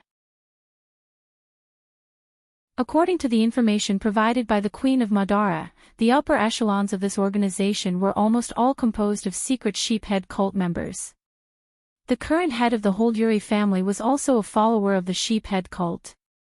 When Brando first saw this information, he could not help but sigh in his heart. It seemed that although Madara was abandoned by all for one, it was not a pure land in the country. There were also evil beliefs running rampant. First there were tree herders, then there were sheephead cult members. Every family had their own problems. However, the ritual mentioned by the sheephead cult leader caught his attention. The cultists of Wonde would perform some evil rituals every 2 or 3 days, such as live sacrifice, blood sacrifice, or summoning demons. Of course, the object of the live sacrifice and blood sacrifice was not necessarily human or other intelligent creatures.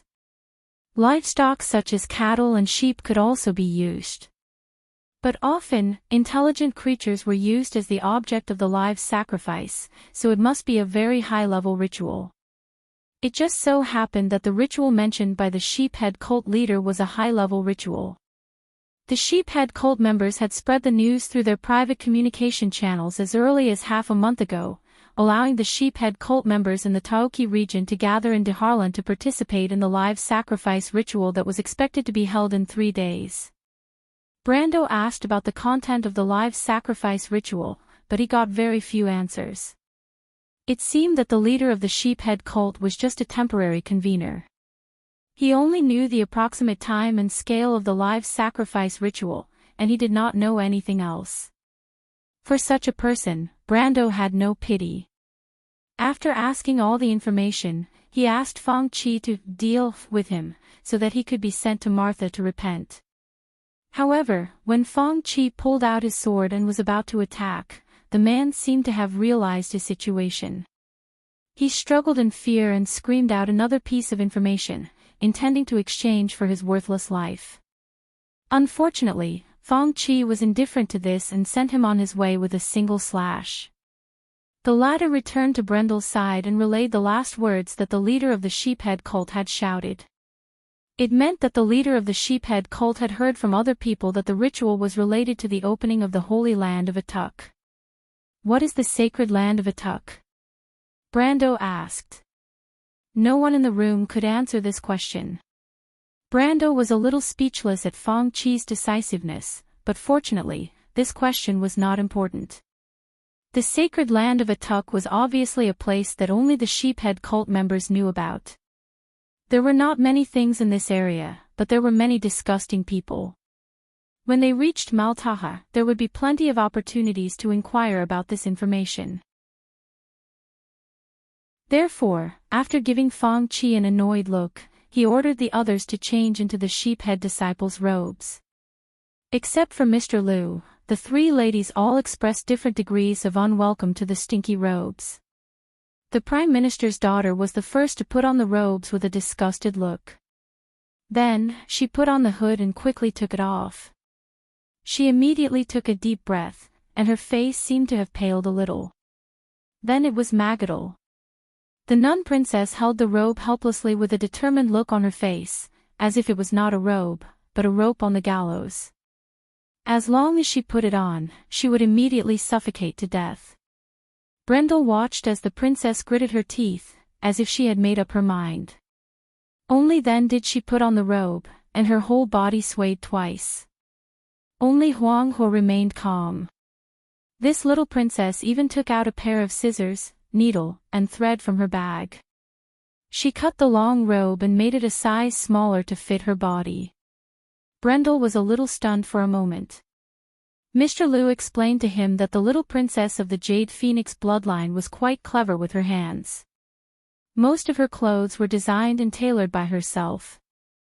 Brendel couldn't help but have a whole new level of respect for this little princess who was supposed to live a life of luxury when he heard this news.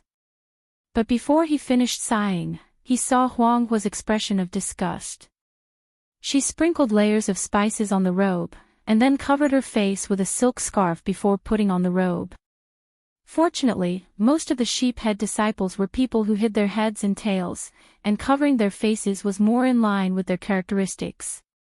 In fact, Huang Hua's actions were quickly followed by the two ladies.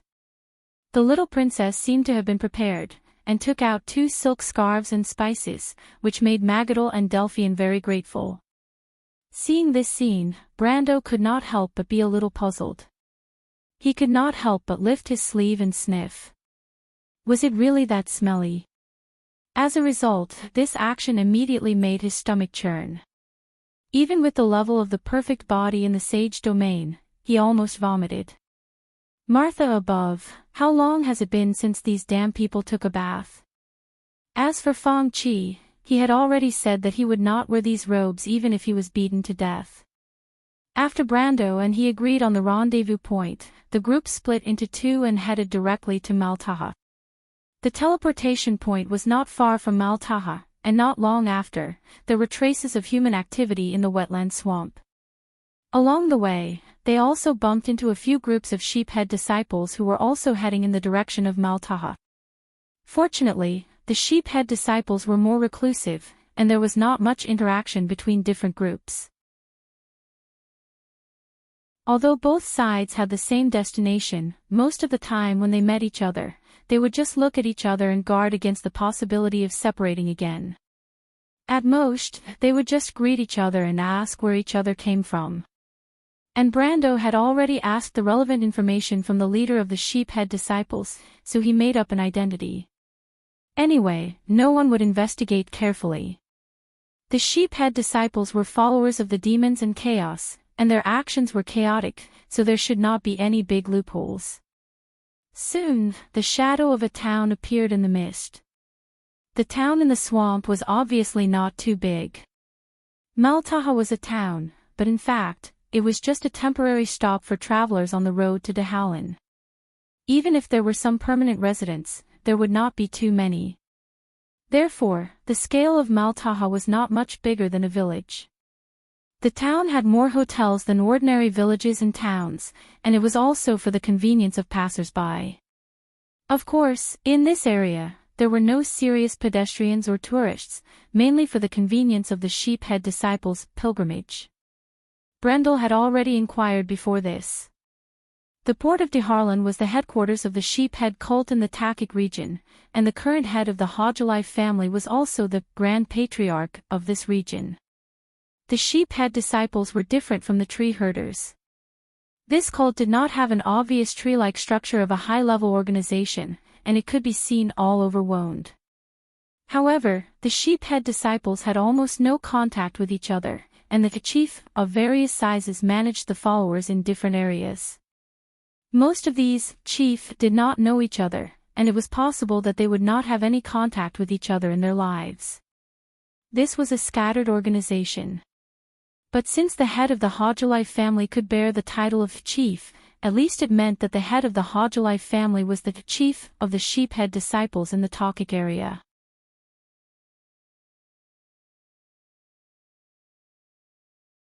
Chapter 1358. Seeing the roof appear in the mist, Brando couldn't help but feel a little impatient. What he wanted to do most now was to find a place to take a bath and get rid of the weird smell on his damn clothes. Although the sulfur smell on the robes of the sheep's-head cult members was a way to identify each other, the smell of sweat on the robes and some unknown stench was superfluous. Although he had only been in the swamp for a few hours, Brando was already feeling a little dizzy. It wasn't that he didn't disguise himself as a sheep's-head cult member in the game, but the game was still a game. Although it claimed to be 100% realistic, there were still a lot of things that weren't realistic. Just this little difference made the once naive him almost cry. There were many inns in the town. In the end, Brando chose an inn called Token's Boots that didn't look very good. It wasn't that he couldn't stay in the most luxurious and comfortable inn in the town, nor was it that he didn't want to find a clean and comfortable place to take care of his belongings in this damp and cold place. In fact, when Magadol, the nun princess, passed by the cleanest and most comfortable inn in the town, she almost couldn't walk. His student, Miss Phoenix Flame, also showed a look of reluctance as she stared at the luxurious inn opposite them. She wanted to speak a few times, but in the end, she held back and didn't say anything. Because everyone knew that they were now playing the role of a group of poor and destitute Sheep's Head cult members. In fact, like most cults, most of the Sheep's Head cult members were poor. Except for a few people, they would obviously attract attention if they stayed in the most luxurious inn. Brando didn't want to attract attention, so he could only bear with it. Fortunately, although the inn was small, it had all the essentials. There was also a slightly clean single room and a place to bathe. The wetland swamp was cold and wet, and for travelers, it was a necessary requirement to have a clean and comfortable bath. Brando first sent the two ladies and his student to deal with his personal matters. In fact, it was to take a bath and change clothes. Fortunately, there was magic in this world, and cleaning clothes only required a little space and a few minutes, so it wouldn't delay things. While he and Mr. Liu went to the hall on the first floor of the inn to inquire about information. After a drink, he asked about some information about the Holy Land of Atuk. As Brando expected, this information wasn't a secret, because the Sheep's Head cult members gathered in Talkike was actually because of this Holy Land. This Holy Land was one of the sealed places of the great demon Ikentu. Like the disciples of the Black Flame, the Sheep's Head cult members worshipped demons, but they didn't worship all demons. Their real master was actually only one, and that was the King of Purgatory, Sheep's Head Ikentu. Sheep's Head Ikentu once led a demon army to invade the surface world, but was defeated by the Dark Dragon. His soul was put into a crystal ball by the Bugis and secretly sealed. The location of this sealed place was unknown after the War of the Holy Saints. There were many areas in the world of Wone that were suspected to be sealed by Ikentu, and Talkike was one of them. Brando then understood why so many Sheep's Head cult members gathered in this place. Obviously, the living sacrifice ceremony held in Hardland was to open the seal of the Holy Land of Atuk. This was not the first time such a situation had happened in Talkike.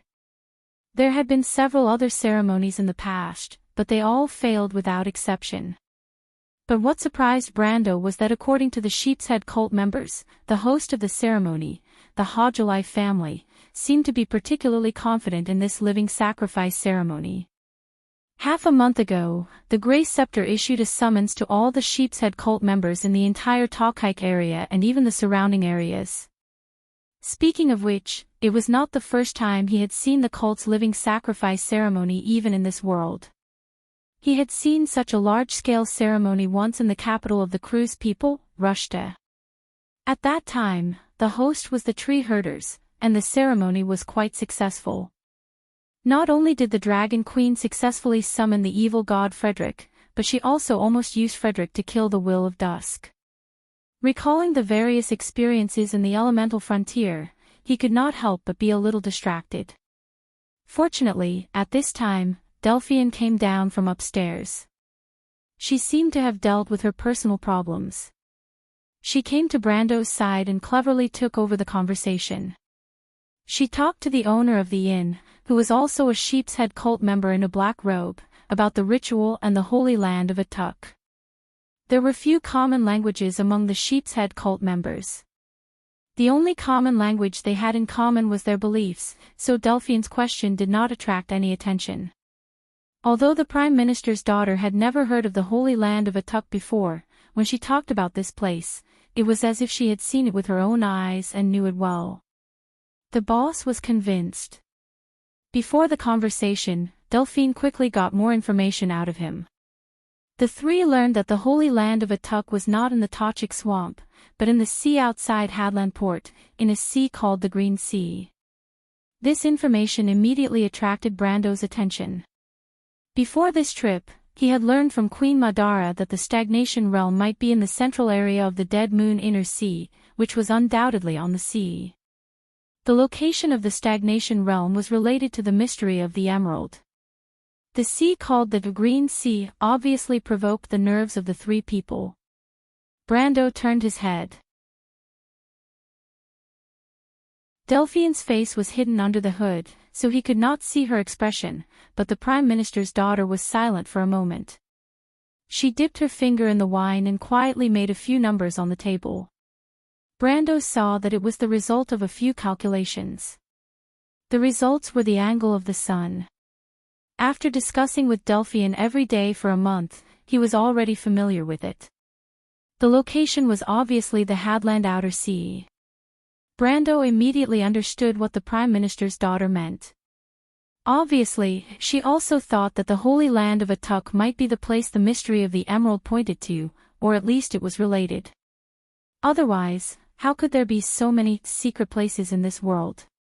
After the three of them exchanged opinions, Brando turned the topic back to the ruler of Hadland and the upcoming live sacrifice ceremony. In fact, in any other area of Wonde, the topic of such a cult's live sacrifice ceremony would not be discussed. However, Tochik was obviously such a strange place. This was the true territory of the Sheep's Head cult. Here, beliefs other than the Dusk and the Devil were taboo. When Brando inadvertently asked the head of the Holduri family why he was so confident this time, the hotel owner had a strange look on his face. Brando was stunned for a moment, and then realized that this person might know something. This surprised him. He did not expect to get an answer to this question. Of course, the information that the person had could be unreliable, but it did not matter. At this time, the more information he had, the better. So, after Brando paid the extra money for the drinks, the hotel owner also let go of his mouth. He told the three of them with a mysterious look on his face that his cousin was living in the Hardlands and was deeply trusted by the city lord. Of course, Brendel believed that the owner of this rundown inn that looked like it was about to close down due to poor management was a trusted aide of the Hodgelai family's head. The latter continued to tell them that his cousin had sent back a secret message that the Hodgelai family had accidentally captured a dragon. A real dragon, not the kind of dragon that had the word dragon in its name but had little to do with the golden bloodline. Brando did not believe it at all. The dragons in this world were truly creatures that were second only to the gods. Even a young dragon like Alaz was extremely powerful, let alone a real adult dragon. Legendary dragons like Oanlos and Fuchsia were even more powerful to the extent that demigods would tremble before them. A mortal slaying a dragon. That was just a story in the legends. Although there were a few cases in history, the story's owner was not a legendary hero like the Azure Knight. Who was the head of the Holduri family? How could he be compared to those heroes in the legends? Not to mention, the Holduri family dared to use a dragon as a living sacrifice. Unless the followers of the Sheep's Head in the Tajik region were really tired of living, once this news spread, even if it was false, the dragons would probably raze this place to the ground because of the humiliation. But just when Brando thought that he had bought a meaningless fake news with money, there was suddenly a commotion in the hotel. Then he heard a curse from the direction of the hall. "Damn brat, the voice abruptly stopped. Then there was a scream and the sound of tables and chairs being flipped over. Brando subconsciously turned his head, thinking that his student had gotten into trouble again. He, Mr. Liu, and Delphine pushed their chairs away and stood up. The three of them held the hilts of their swords under their robes. But as soon as Brendel turned his head, he froze for a moment, because what he saw was not the phoenix's flames, but a scene that surprised him. Chapter 1359. Suddenly, a short figure stumbled out of the hall. She ran forward in a panic and repeatedly knocked away the Sheephead cult members in front of her. For a moment, the inn was filled with screams. Just behind the little girl, 7 or 8 Sheephead cult members were roaring and chasing from behind.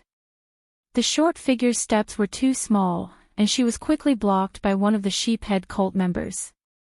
A sneer came from under the hood.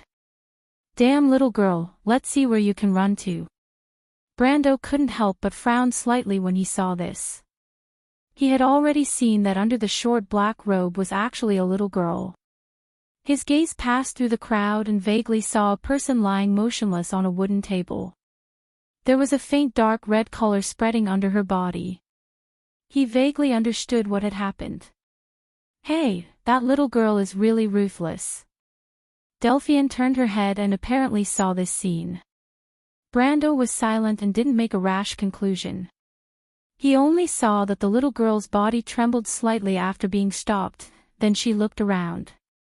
Her thin figure showed a little helplessness. But this helplessness quickly turned into determination. She suddenly turned around and rushed in another direction. Under the crowd's encirclement, she climbed up a wooden table with her hands and feet. She turned around and shouted. Then she pulled out a short sword from under the black robe. Her hands clenched the hilt of the sword. Her knuckles were faintly white because of excessive force. Her body was trembling because of fear, but she firmly pointed the tip of the sword at all the sheephead cult members surrounding her. The tip of the sword flickered with a cold light, forcing the sheephead disciples to fall off their horses. They hurriedly retreated, and soon made a circle of space around the table. Brando heard clearly that the little girl's voice was crisp and pleasant. It was actually the tone of an elf, or at least a half-elf. However, although the voice sounded fierce, the slight trembling of the voice clearly showed the fear and nervousness in the heart of the owner. "Do you want to help her?" Delphian looked back at him, her eyes moving. "Sir." Brando shook his head. Although the little girl looked isolated and helpless, her attire was not much different from the sheepheads around her.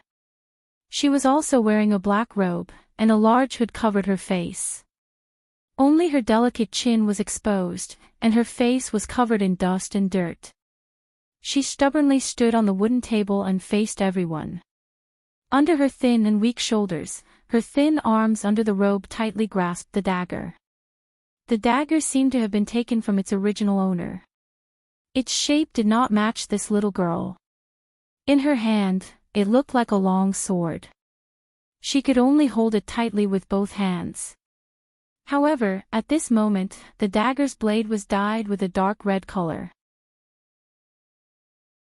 Droplets of blood continuously flowed down from the edge of the dagger, passing through the little girl's fair hands before dripping down bit by bit. "Damn it, she killed Buster. This damned little bitch." The sheephead cult members roared as if they were ready to attack at any time. Brando turned around at this time and asked the innkeeper on the side, "What's going on? It seems that this inn is not as safe as you promised." "Damn it," the innkeeper spat and cursed. He originally saw someone making trouble in his inn. He rolled up his sleeves and took out a crossbow from under the counter, but when he heard Brando's question, he stopped. "That's Buster's slave. I warned him earlier. Damn it, he didn't listen to me at all." "What?" The innkeeper hesitated for a moment, thinking about whether to answer this question or not. Suddenly, his eyes were fixed on the movements of Brando's hands. He saw Brando take out more than 10 glittering black rose gold coins, Madara gold coins, minted 360 to 371, and line them up on the counter. The innkeeper seemed to have nails on his feet as he stopped abruptly. It was as if there was only this large amount of money left in his eyes. He even forgot to think about how these poor cult members had so much money. He greedily licked his lips and replied, "That little bitch is a living sacrifice brought by Buster. He said that she was a top-grade product caught in the swamp. She is a half-elf. However, I have never seen a half-elf with such sharp teeth and claws. Yesterday, when Mago wanted to touch her, half of his hand was almost bitten off by that little bitch.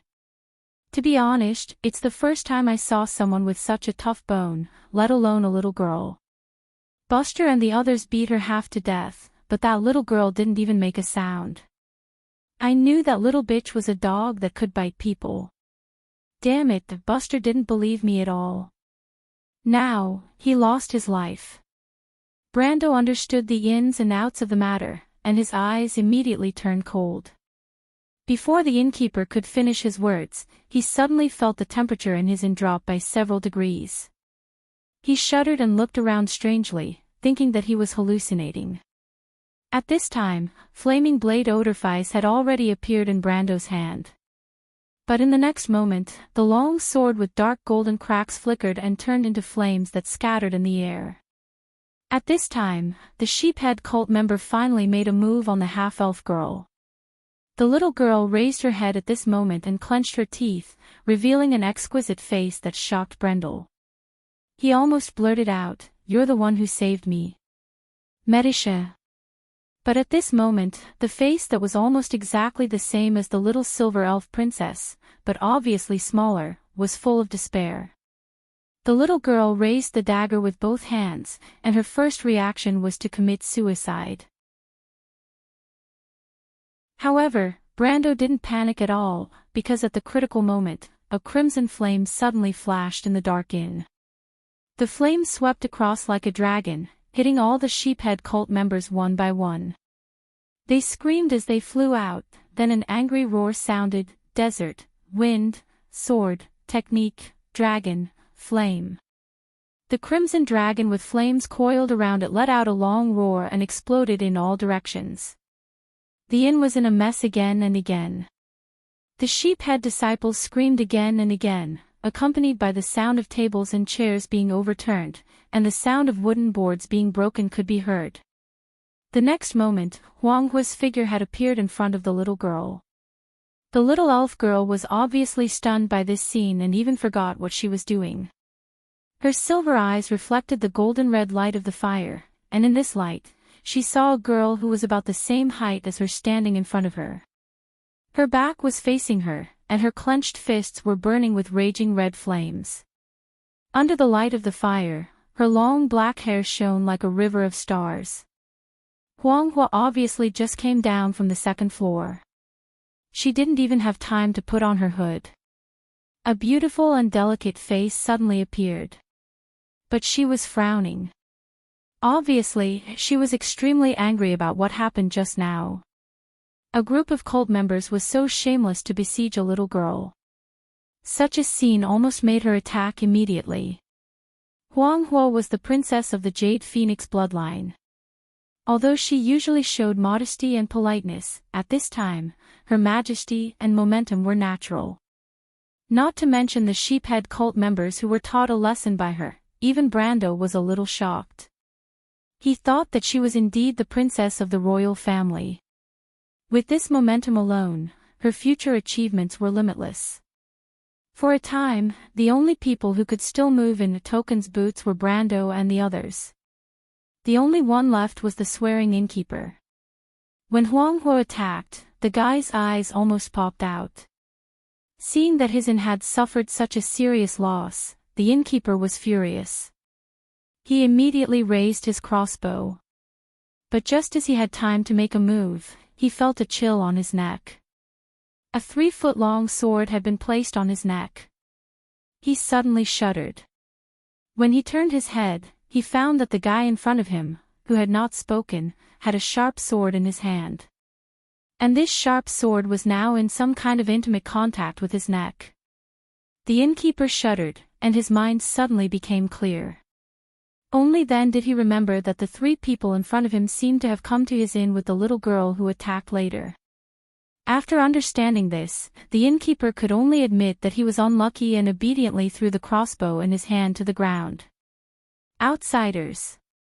They are not our people. There was a scream in the inn immediately.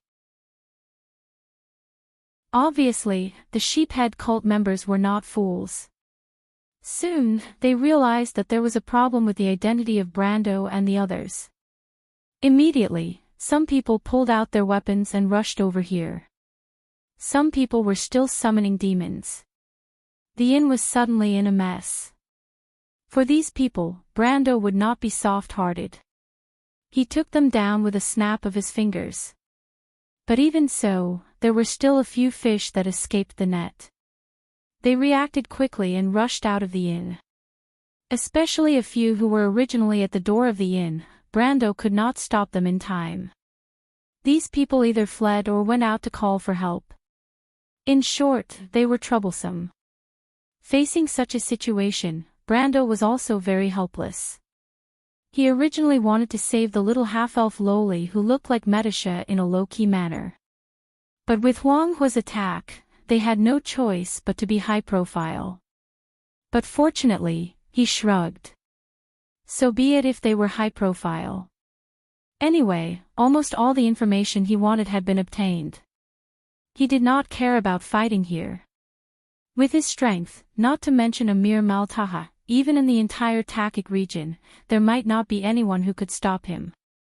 Besides, even if Huang Hua was not so high-profile when she attacked, he still had Mr. Liu who was eager to protect his master. The unlucky innkeeper actually dared to sneak attack Huang Hua. Presumably, Mr. Liu had tried his best to restrain himself. Otherwise, that sword would have directly opened a bloody wound on the innkeeper's neck.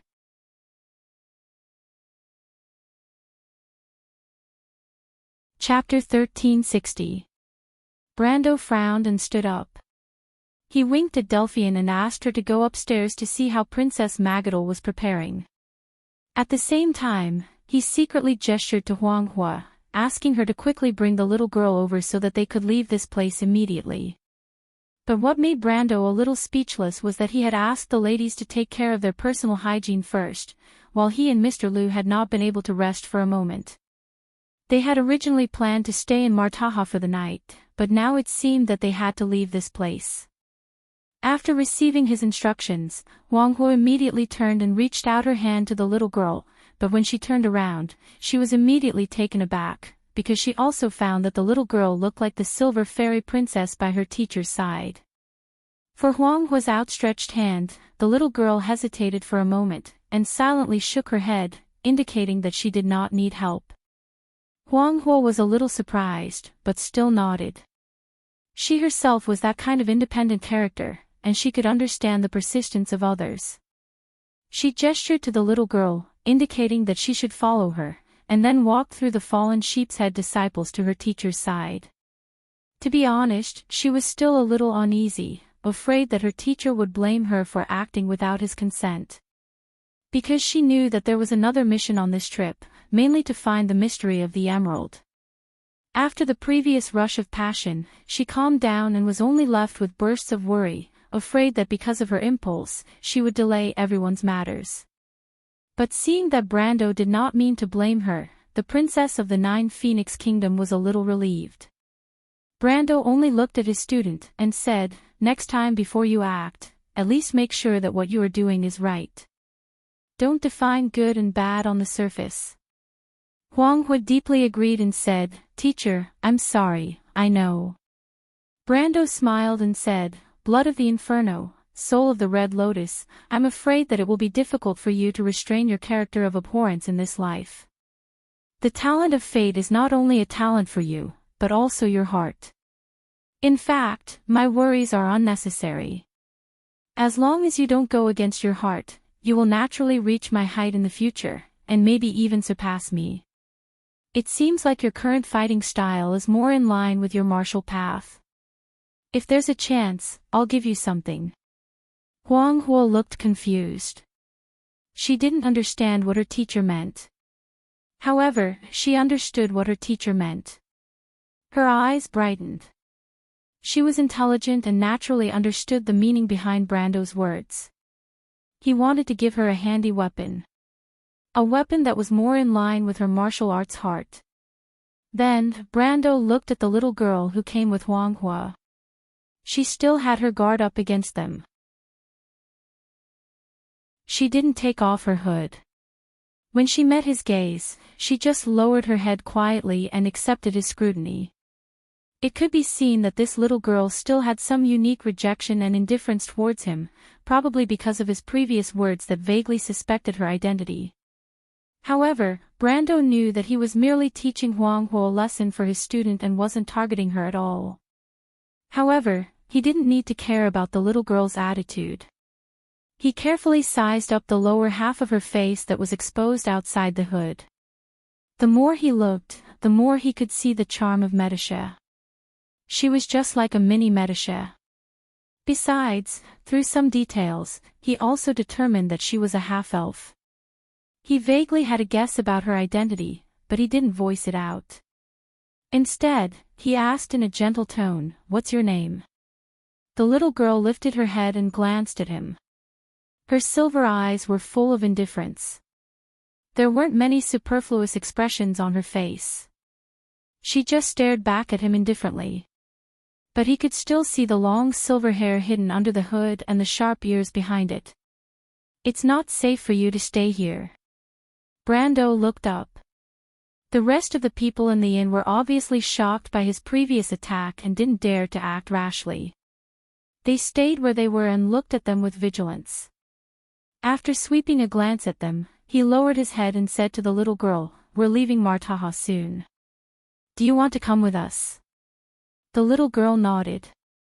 However, she immediately stretched out her hand and made a gesture. Brando actually understood it. She was saying, "Wait for a moment." He nodded. The little girl immediately turned around and ran into the depths of the hole. Brando saw her run to the corpse and stopped. She squatted down and untied a belt from the corpse. Then, she put it on herself and wiped her sword on the corpse. She sheathed the sword and hung it on the belt.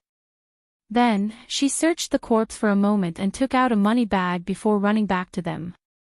That incomparably huge, short sword hung on her waist, causing the little girl to stumble as she ran. It was truly extremely strange. Huang Huo was almost stunned. As a princess who was born with a golden spoon in her mouth, she never thought that someone would rob a corpse like this. She never dreamed that the elven girl she saved would do such a thing. However, Brando saw a pair of bare feet under the little girl's robe when she ran. The white soles of her feet were blue and purple from the cold. They were covered with solidified and dried mud and blood clots. He didn't know how long she had been trekking in the swamp. For a moment, he couldn't help but feel compassion in his heart. However, compassion aside, it was obviously not the time to talk. This town was full of sheephead cult members. If he really called for reinforcements, although he was not afraid with his strength, he did not want to cause too much trouble. After all, even if he took action and uprooted all of Tao Chiki's sheephead cult members, not to mention whether he could do it or not, even if he could, he did not know how much time he would have to waste. This was obviously inconsistent with his original intention. He looked up and saw Delphine and Princess Magadol walking down from the second floor. They immediately left the inn called Token's Boots. Before they left, Mr. Liu used a karate chop to knock out the owner of the inn who claimed to be his cousin who was the confidant of the Lord of Hardlands. Walking out of the inn, Princess Magadol also noticed the fact that the half-elf girl was walking barefoot in the cold mud. She couldn't help but want to carry her, but the latter was obviously very alert.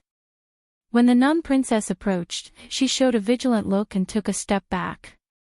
Brando saw this and shook his head. With a flick of his finger, he cast a second circle wind element spell, Wind Wings, on the little girl. The little girl was slightly surprised and found that she was floating. She silently looked at Brando and didn't say thank you. She just lowered her head and continued to walk forward. Magadol looked at Brando gratefully. Before the group of people walked out of the town, they were blocked by the followers who escaped from the Token's Boots. There were a lot of people, about 30 to 40 of them. The leader of the group claimed to be the sheriff of Martaha.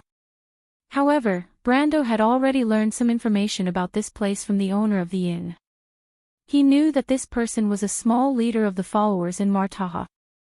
Originally, this person didn't come looking for trouble, and he didn't have the time to clean up the cancer here. After all, after the defeat of Cruz, the situation in the north of Erewhon was unclear. There was also a conflict between the old and new royal factions. Although Freya brought back his will, he wasn't too sure if she and the princess could deal with the entrenched traditional nobles. Coupled with the matter of the Roman, the most urgent thing in his heart now was to return to Erewhon and begin to prepare to rescue the merchant lady.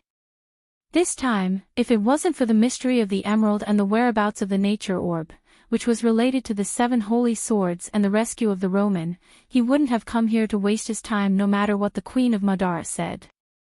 However, since these people were here, Brando naturally wouldn't be polite. With his current strength, he was almost invincible in the mortal world. Other than the most powerful people, such as the great sage Vara and several hidden masters of the various empires, perhaps only the best of the silver and gold races could suppress him. However, that was merely suppression. Before the guy who claimed to be the sheriff of Maltaha could finish his words, Brando was too lazy to listen to his nonsense. A golden red light flashed in his hand, and the holy sword of fire, Odorfice, appeared in his hand. One move. What? Brando raised his left hand, and more than 40 sheephead disciples were horrified to find that they immediately lost control of their bodies, and then involuntarily flew into the air. Then he waved the sword in his right hand into the air, and a golden red line extended half the length of the town, sweeping towards the sheephead disciples in the air. Supreme Realm. The sheriff of Maltaha screamed, and the shock and fear on his face was as if he had seen the end of the world. But before he could shout half a sentence from his throat, he had been completely turned into ashes with his whole body. And with him, there were more than 40 sheephead disciples who were with him. Mr. Liu and the 3 ladies who were with Brando had long been accustomed to this scene. Huang Hua was even more convinced of her teacher's strength. Seeing such a scene, she only strengthened her determination to reach such a level of strength one day. But for the only outsider, the half-elf girl had long been scared stiff. So much so that Princess Magadal called her 2 or 3 times, but the little girl still hadn't recovered from the previous shock. After that, Brando clearly felt that the other party intentionally or unintentionally kept a distance from him, and from time to time, her eyes were filled with deep vigilance. He couldn't help but smile bitterly. He didn't expect that he would inadvertently scare the little girl when he wanted to solve the problem simply. However, although the little half-elf girl showed maturity that didn't match her age in all aspects, but in some aspects, she was naive and cute. She didn't think about it, even if she was far away. If he really wanted to do something to her, how could she escape? But Brando didn't correct the little half-elf girl's deep-rooted self-view, and only took her to the place south of Maltaha where he had agreed with Fang Qi. As they left the town much earlier than the scheduled time, they didn't know if the genius of the Ghost Chariot clan had already arrived there. But in the current situation, it seemed that camping in the wild for the night was inevitable. Brando couldn't help but secretly frown at this thought. Camping in the wetland swamp was not a fun thing to do, especially when they were unprepared.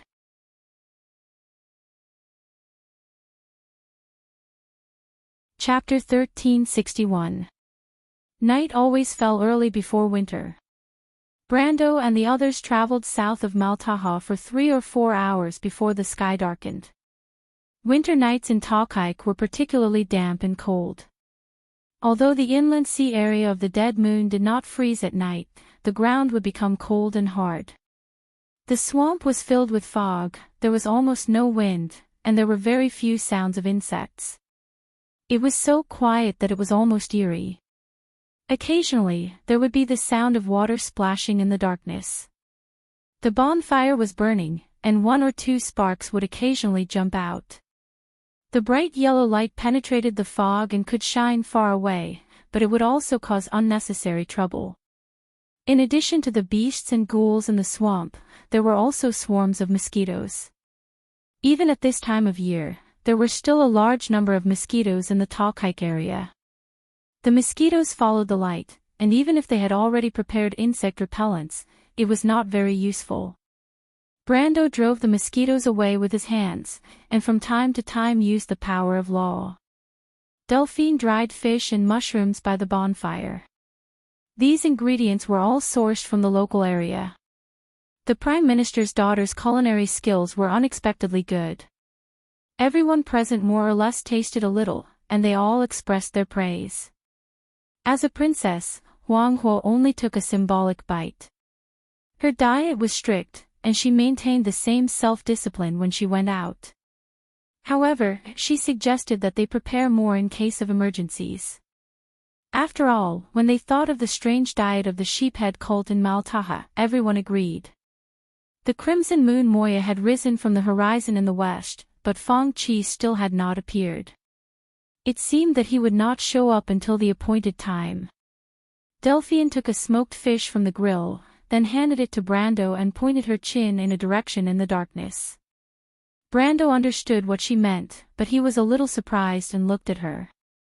What? Who do you think this vicious woman is scheming against? The Prime Minister's daughter smiled and asked in a joking tone. Is that little girl worth your scheming against? Brando was not polite at all to the Prime Minister's daughter. Although the two had been intimate, what happened on the ship that day had left a barrier in Brando's heart. To be exact, there was no love between him and Delphian, only desire. Since then, because he deliberately kept a distance, even the relationship between the two had weakened a lot. Brando did not know what Delphian thought of this matter. Perhaps she did not care at all, but he cared very much. Every time he faced the Prime Minister's daughter, he felt very awkward. His straightforwardness was also to cover up the awkwardness. Delphian smiled slightly, as if she did not care. She handed over the wooden skewer in her hand and said, "She hasn't eaten anything since coming here from town." Delphian, Brando suddenly said, "The crew's empire is currently in an unknown state. We don't even know if your father and grandfather are still alive. I'll tell you the truth, I can't see what the future will be like in the war with the Twilight Dragon. All I can do is protect Erwin and the people around me, and fulfill the promise I made to the Queen of Madara. You should have already seen that I can't give you too much of a guarantee. I can't even become the king of the Wound and rebuild the empire." There was a campfire between the two of them. Mr. Liu was on guard outside the camp, Phoenix Flame had already gone to rest in her tent, and Magadal needed to practice meditation and communicate with her magic. For a moment, there were only the two of them talking in the camp. "And then, what do you want to say?" "I want to say that you don't have to be like this," Brando sighed. "You know what kind of person I am. If you want something, you can tell me as much as you can. Although you have caused me a lot of trouble in the past, Medisha and I have seen your efforts in the past 2 months. Let's leave the grudges between us in the past. If you are willing to let bygones be bygones, I can help you like a friend. What I mean is, I will do my best within the scope of my abilities. What you mean is that I don't have to bind myself to you and force myself to smile in front of you every day. I should pursue the path I want, right?" "That's not what I mean, Delphian." "No, my lord, that's what you mean." "I know you're pitying me," Delphine replied with a smile. "Does my lord think that it's too tiring to play this game of cat and mouse with me, and you don't want to continue? All right, I admit that you are right. But Delphian, the grudge between us originated from a misunderstanding. I have said before that I will not apologize to you for your fiancé's death because it has nothing to do with me. But I can apologize for the damage that I have caused you. Perhaps if we had both taken a step back in Hades, things would not have turned out this way. What about Miss Roman? You don't hate me for what I did to Miss Roman?" Delphian asked softly. "You don't have to provoke me. Because of what happened to Miss Roman, I wanted to kill you and give you an unforgettable lesson. But after that, too many things happened that I did not expect." Brando shook his head. "To be honest, I don't know how to face you. On one hand, you are my enemy, Miss Delphian. On the other hand, I have hurt you. Do you really think that you have hurt me?" Brando nodded without hesitation. "You are a righteous but naive person," Delphian replied. "But you still don't understand what kind of path you want me to pursue. Leaving you and returning to the scheming and deceit of the past, is that the kind of life you think I should live?" She shook her head.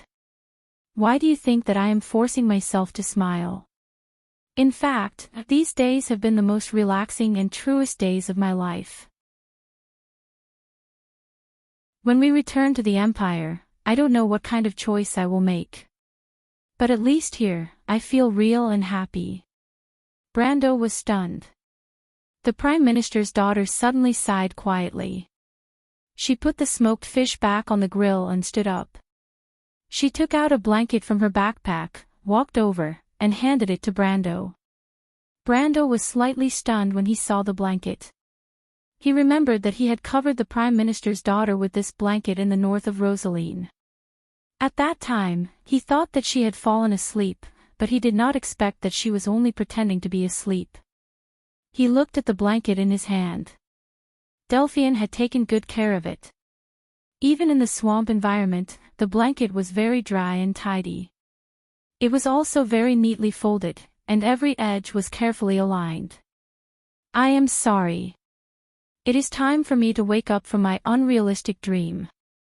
In the long dream in the elemental frontier, the terrible things I saw made me weak. Delphine replied faintly, these days, I've given up on myself. That's why such a ridiculous thing happened. I've let my fiancé down, and I've also let my lord down. I thought that mistakes would disappear with time, but I was wrong. I'm still me. Running away can't change reality, Miss Delphine. Delphine shook her head. Sir, you do not need to persuade me. You are right. When I return to Erewhon, I will find my own path. You and Miss Medisa are both righteous people, but this place doesn't belong to me. I shouldn't impose my own ideas on others. Although I used all kinds of despicable means to force you to agree, it's a pity that if it's not your true intention, it's meaningless in the end.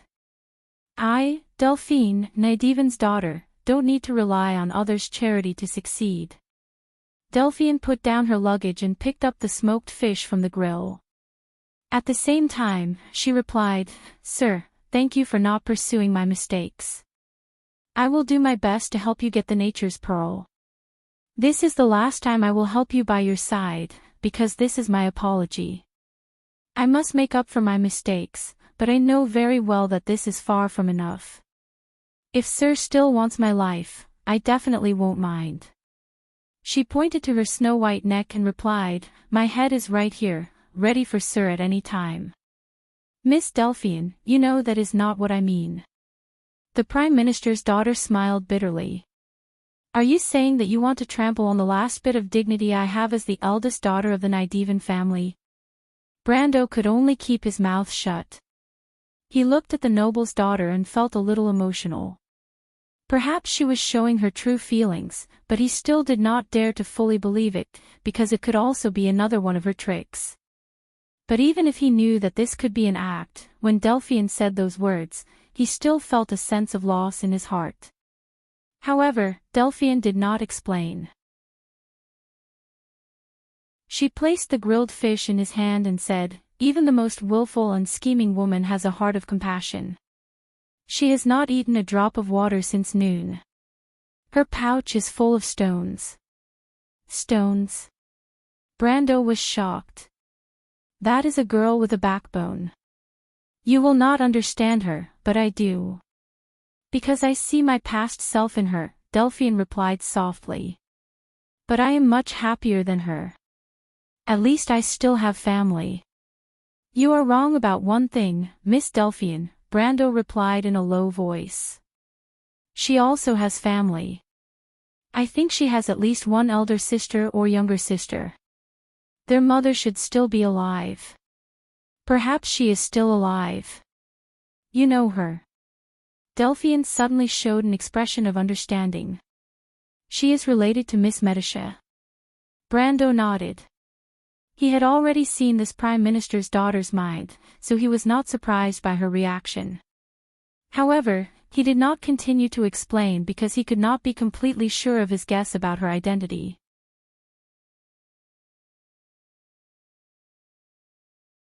Chapter 1362. He looked back into the darkness. Far away from the camp, there was another bonfire that shone like a star. That bonfire was so weak that it seemed like it would go out at any time. There seemed to be a lonely and thin figure beside the bonfire. Seeing this, Brando could not help but sigh in his heart. It was not that he did not want the half-elf girl to camp with them, but her vigilance was beyond his imagination. He did not know what kind of experience she had to go through to have such a personality, but she was unwilling to come close to their camp. She was only willing to set up a separate camp a few dozen meters away from their camp. She refused their help. Although it was a little strenuous, whether it was the small bonfire or the simple tent, she had done it alone.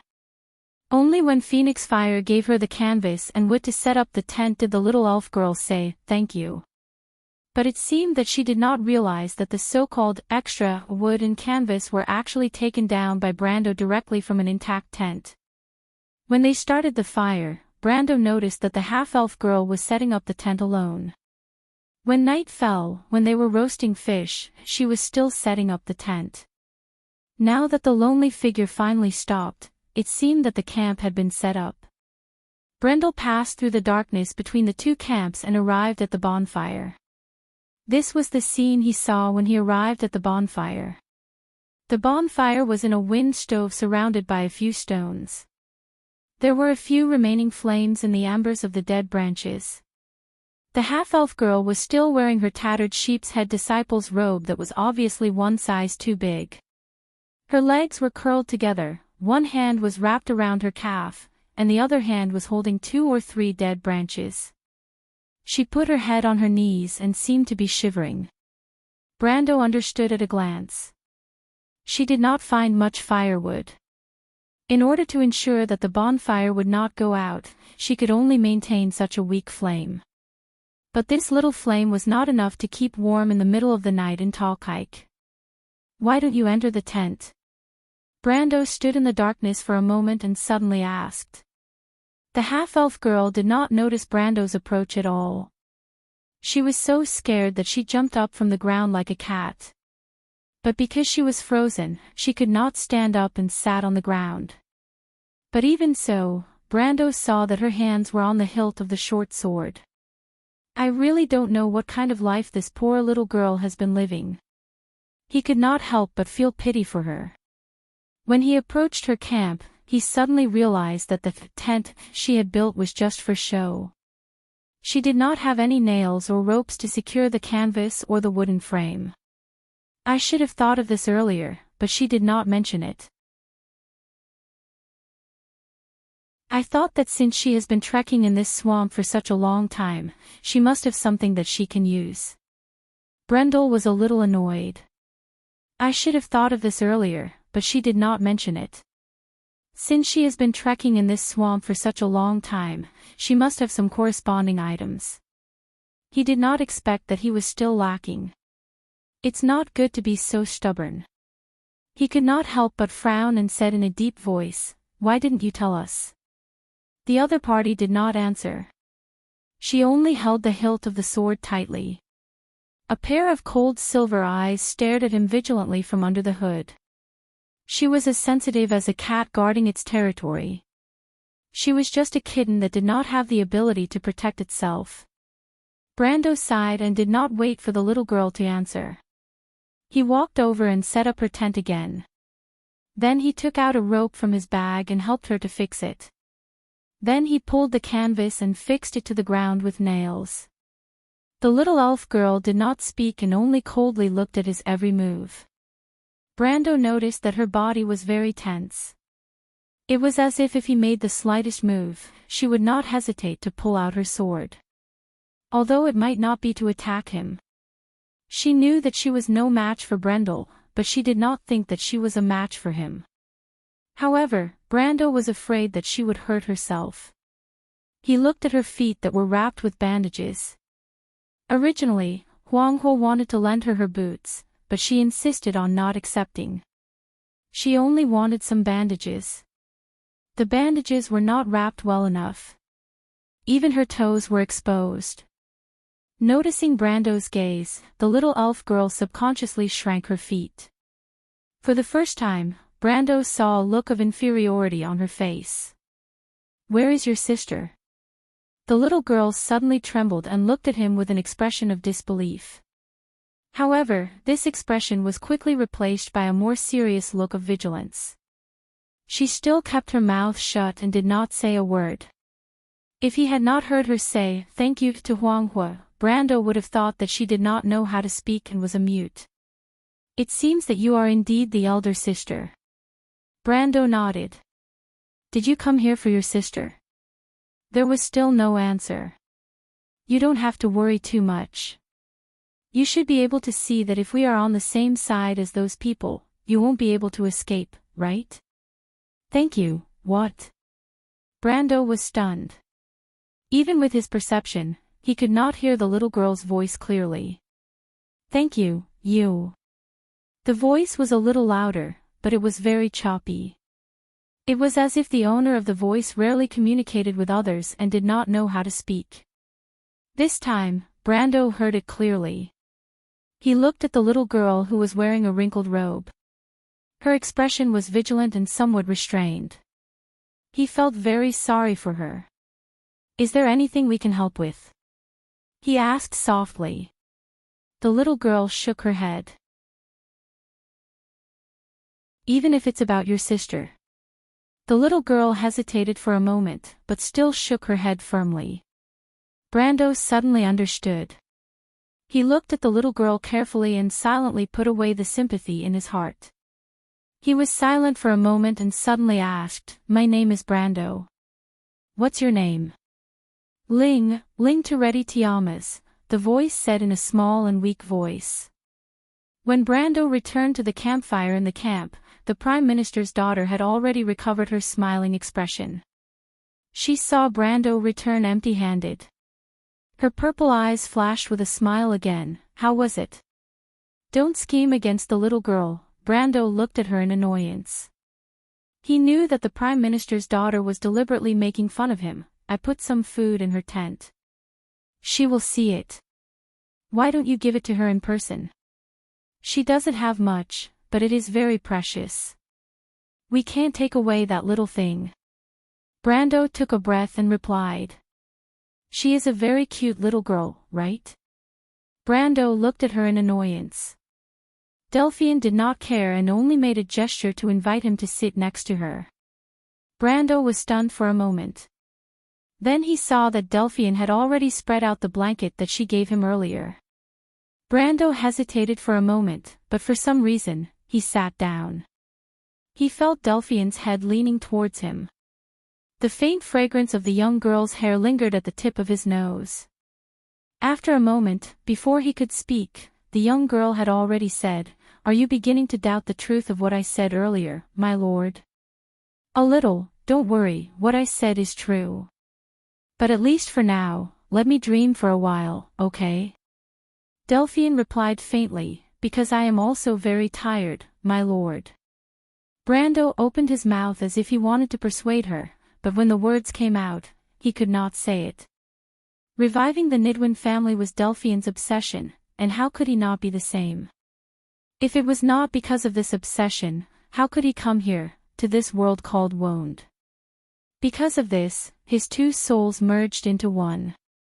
How could he know so many people and experience so many things? He raised his head, and his gaze followed the rising sparks of the bonfire to the sky. In the hazy night, there seemed to be starlight shining through the fog. The crimson moon Moya hung above the starry sky. It was like described in myths and legends, where the gods used the eyes of the stars to watch this land. That was the fate and pulse of this world. It was connecting everyone together. The crimson moon Moya. Grand Duke Stick turned around from the balcony. Above the surface of the sublime inland sea, which had never changed for thousands of years, a bright moon hung in the sky. The mast stood tall in the dark harbor, but it was silent. Only the sound of the waves could be heard from afar. Father Ferguson, I'm thinking about a question. I wonder if the moonlight we see today also comes from the magnificent era 1,000 years ago. Perhaps there isn't much difference between what the two generations have seen. You are too sentimental, my lord. It is hard not to be sentimental. Time flies, and countless things in the mortal world have decayed and changed, but some things have always been unique. It is really enviable. Even if we know that behind this full moon is our great enemy, I still want to see this moonlight as long as I am alive. I want to see the beautiful scenery of the sublime inland sea and our beautiful world. Perhaps this is the so-called trouble of mortals. Because they are too short, they are attached to eternal beauty. That is because we love this land deeply. We call the land under our feet our homeland. It is the land that gave birth to us. Since I was a child, I have been familiar with everything in this city. I have witnessed the prosperity and development of Cloak Bay. I once left this place to make a name for myself. But after leaving the post of Scepter Bishop, I came back here in my old age because this land gave me life. At the moment of my death, I want to return all of its gifts to the cradle and home that it gave me. Unfortunately, Lady Martha is destined to play a joke on us two old men, Grand Duke Styx said with a smile. After all, only one of us can rest here in peace, and the other will leave this place alive. Perhaps after a long, long time, the people of this land will not be able to return to their homeland. But we already have the answer, don't we? Thank you, my old friend. The Grand Duke looked deeply at the other party.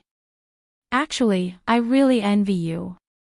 Just like you, I also grew up in this land. These days, the memories that I should have forgotten long ago became clearer and clearer. I suddenly remembered everything that happened under the city walls, on that street, in that forest. I remembered my grandmother who had passed away a long time ago, the mill that was demolished before the 6 Days' War, and a certain depression outside the city. Oh my God, I never thought that I had walked through so many days here. From my youth to the prime of my life, from the prime of my life to the middle of my life, and then to old age. The Grand Duke's eyes were a little moist. Only when I lose them do they seem to be very precious. So, I am lucky. The priest smiled faintly. But you must take our hope away from here. I will rest in the present, and you promised me that you will bring the future back here. The Grand Duke nodded and patted the priest's shoulder. This was undoubtedly a rude gesture, but at that moment, no one cared. Let's go, he said. Let's go and meet our guests, the blessed of wisdom. We used to be enemies, but now we have to sit together and make a decision for our common future. Things are unpredictable, my friend. Yes, things are unpredictable.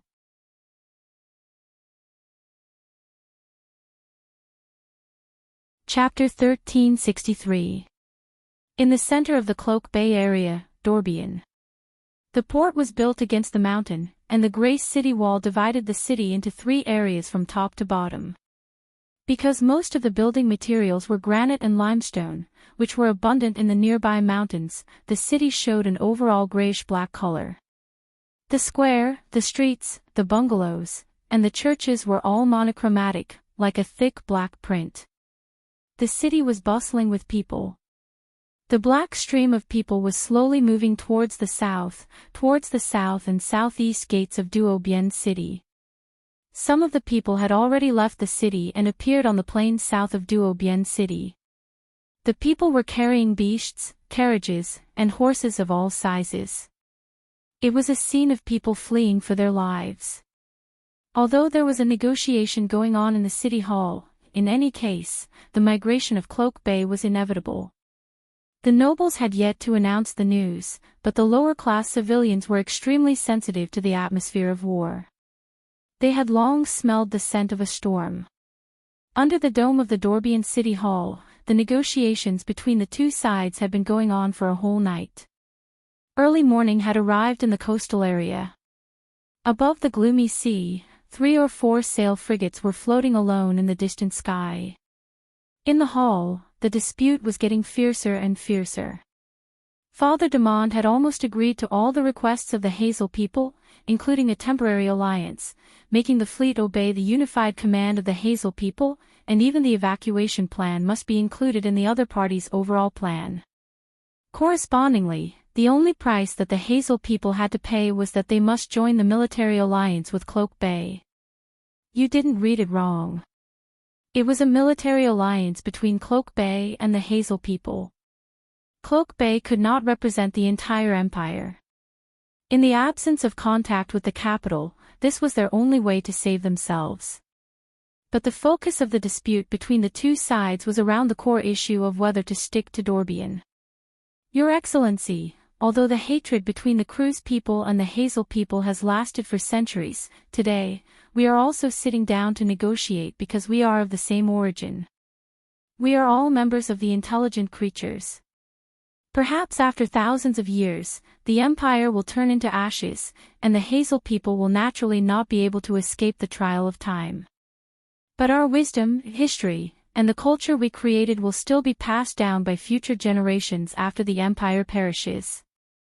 Father Damon's voice echoed under the dome of the city hall, sounding impassioned. Whether it is the civilization of the Cruz people or the civilization of the Hazel people, they all belong to our world. Whether you and I want to admit it or not, even in the past hundreds of years, our two countries are still deeply influenced by each other. Your magical technology, our art and culture, we learn from each other's strengths. The boundaries of the countries will gradually blur with the passage of time. Perhaps everything that the Cruz people today will become the precious heritage of the Hazel people tomorrow, and vice versa. Dorbian City has a long history. It has been built since the beginning of the Chaos Era. It has a history of 700 years. 700 years ago, a group of merchants came here and built a simple wall to make it convenient for them to store their goods. Later, the city rose from the ground and became the center of Cloak Bay. It is one of the oldest cities in Cruz and the cradle of the Imperial Navy. Every inch of its land has countless legends and stories. The city also has the famous Dorbian Cathedral, which is the treasure of the Cruz people and the entire human world.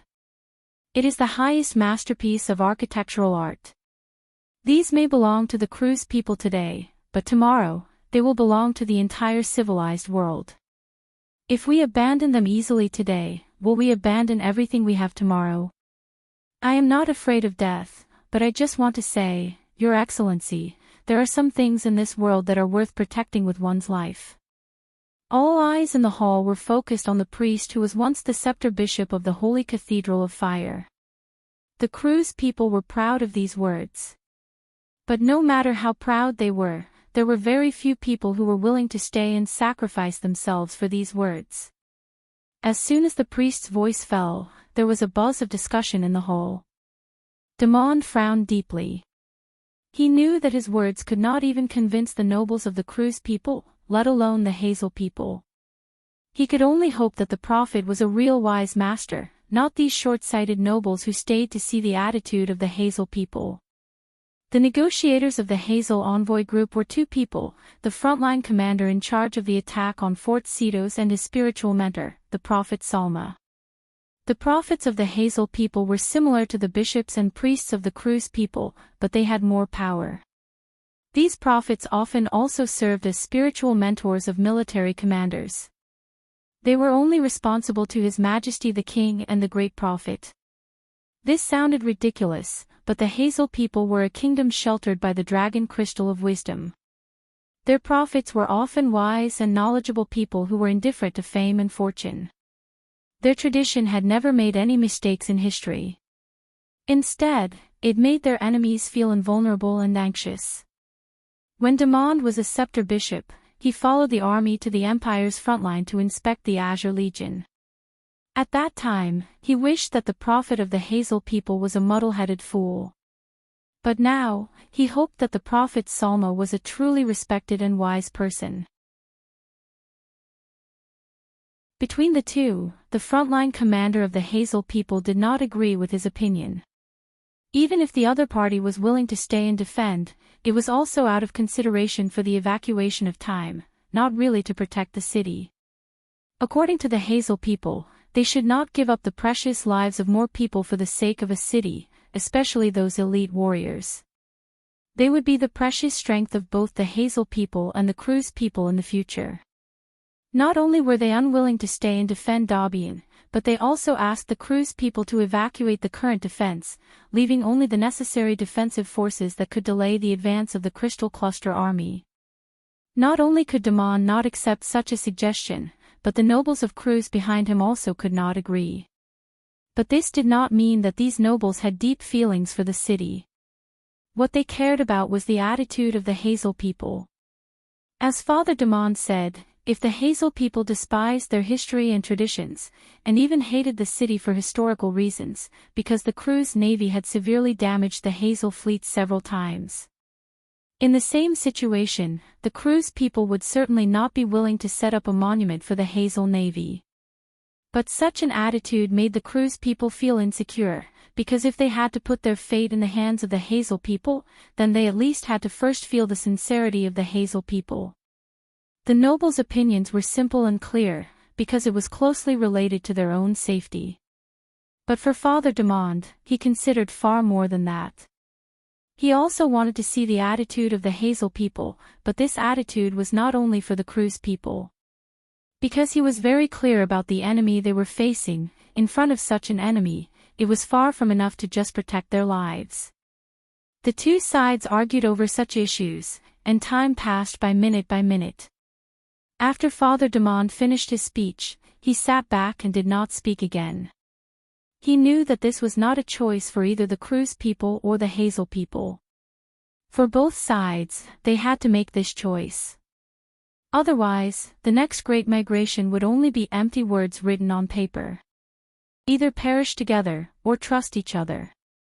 At this moment, for two opponents with centuries of hatred, it was a bit difficult to choose. And for the other side of the negotiation table, the Hazel people also felt the urgency of time. 2 months ago, or to be exact, 3 months ago, since the arrival of the fire of heaven, the Cruz people found that their old rival Cruz people suddenly disappeared on the Western Front. Several intelligence personnel who escaped from rushed to describe the events that happened in the Cruz Empire that day. The Great Prophet and the astrologers of the Tower of Stars and Moon predicted that the Great Prophecy had come according to the fall of the Black Moon. The Hazel people must follow the prophecy and leave their homeland with the fire of wisdom. They must go to the south and be led by a great man to find hope.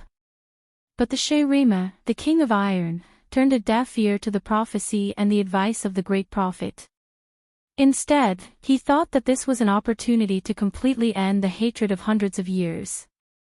It was time to give a fatal blow to the Cruz people. Before that, they only needed to defeat the army of crystal monsters wandering around the border of the empire. The Dreamy gathered the most powerful army of the Hazel people and went to the north of the Summerhill Mountains to fight the Twilight's minions in the foothills of the mountains. The war lasted for 3 days and 3 nights, and the final result was that hundreds of thousands of troops were annihilated. The Dreamy himself and his eldest son were also defeated and killed. The elite forces that the Hazel Empire had prepared for decades for the decisive battle with the Cruz people were all gone. When the bad news reached the kingdom, Sharma's second son was appointed to succeed the throne. After unifying the opinions of the elders, the young prince decided to follow the arrangements of the great prophet and leave the homeland with the people to find the hope described in the prophecy. But when the Hazel people went south, they first had to face their old rival, the Cruz people. The Cedos fortress under the Cloak Bay had never fallen for hundreds of years. The King of Iron, the Dreamy, had tried to attack it more than once, but never succeeded.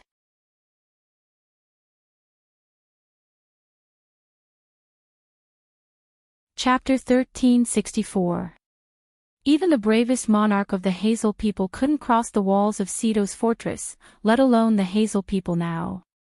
The threat from the north was approaching day by day, and Cedos fortress had become an unavoidable problem for the Hazel people. No matter how many people died under this fortress, it would not solve their current problem.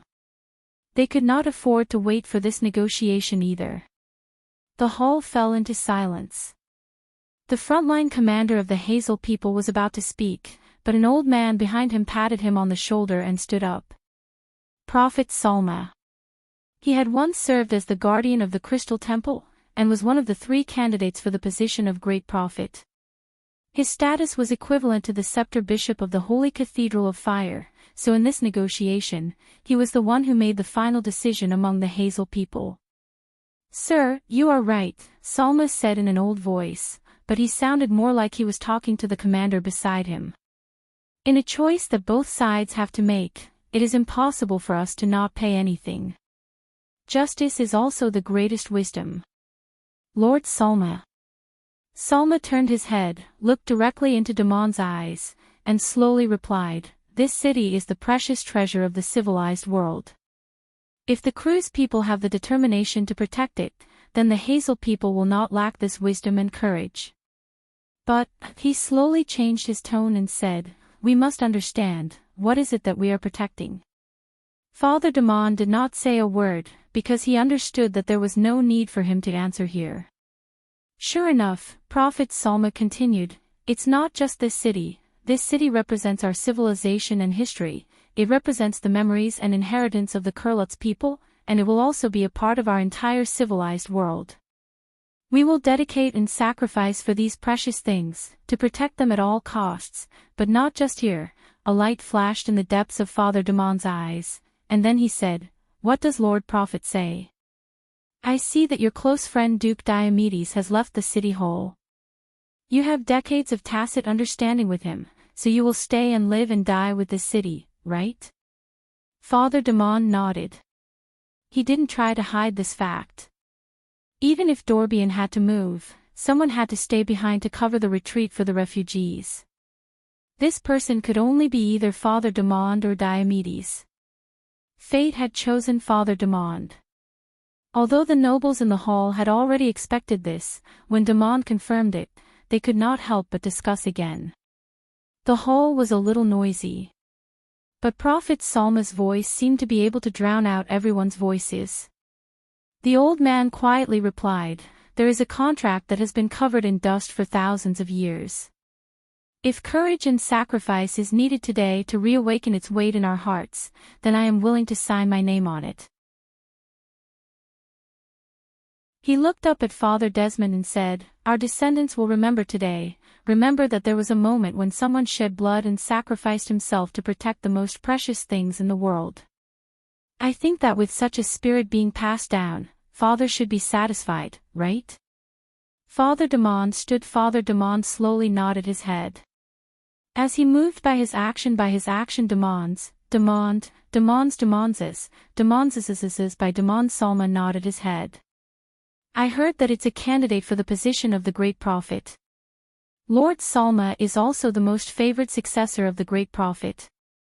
You are equivalent to the scepter bishop among us, and the one most likely to inherit the great sanctum, right?" There was a gasp in the hall, and the nobles all looked at Prophet Salma in surprise. Obviously, they did not expect him to have such a high status. Just because of this identity, many people were relieved. Since the Hazel people had sent someone with such an important status to negotiate, it was enough to show their sincerity. But Prophet Salma only replied, "Father Damon, weren't you also a scepter bishop?" "That was in the past," Father Damon replied. "Besides, I have no hope of inheriting the position of the Great Holy See. Your status is far from comparable to mine." He listened for a moment, then continued, "Are you really willing to stay and live and die with this city?" As soon as these words came out, there was a dead silence in the city hall. Most of the nobles then reacted to what the prophet of the Hazel people had said earlier. Most of them could not help but look at Salma in disbelief. Although Father Damon had made an exception first, as the latter said, the difference in status between the two could not be measured by the Tao. "Life is precious, but it is not unworthy of sacrifice," Father Salma said with a smile. Almost every generation of Hazel kings died on the battlefield, and the eldest son of the king was often the same. Although they clearly had supreme power and the possibility of taking over the crown, they all chose courage in the face of death without exception. Because courage is the greatest wisdom. The crystal tells us that only with wisdom can we be brave. Otherwise, it is pointless recklessness. I choose this answer here because I understand that our choice is meaningful." He looked at Father Damon and replied, In fact, even if the Cruise people did not make such a choice, I would have let the Hazel people do so. But I am happy to see that among the Cruise people, there is also such a far-sighted wise man. This shows that the hatred between the Cruise people and the Hazel people is not unresolvable. We have a lot in common. Perhaps in the disaster of the battlefield, we will learn to be tolerant and forgiving.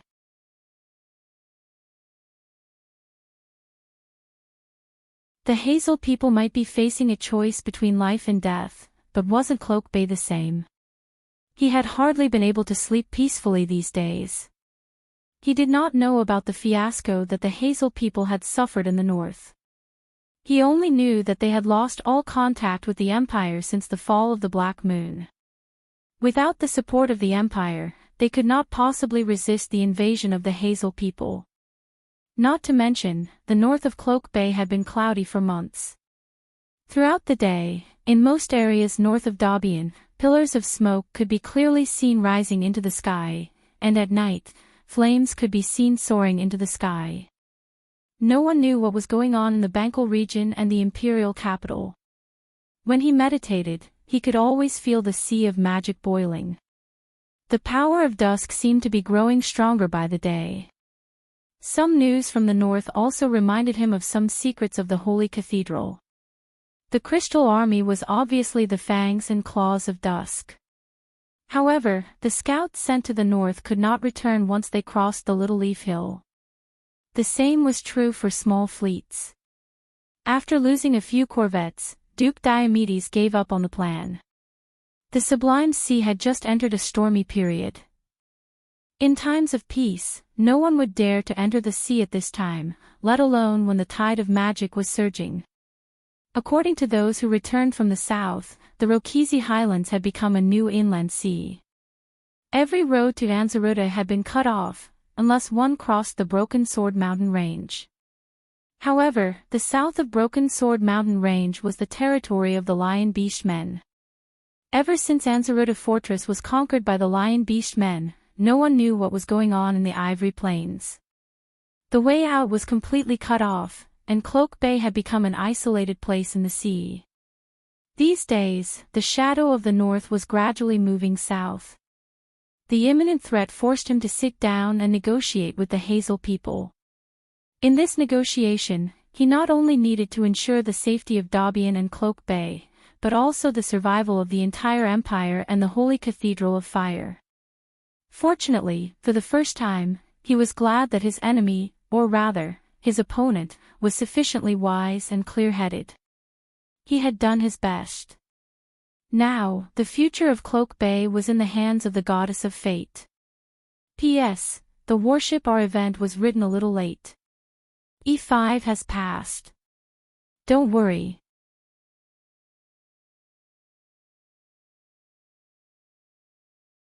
Chapter 1365.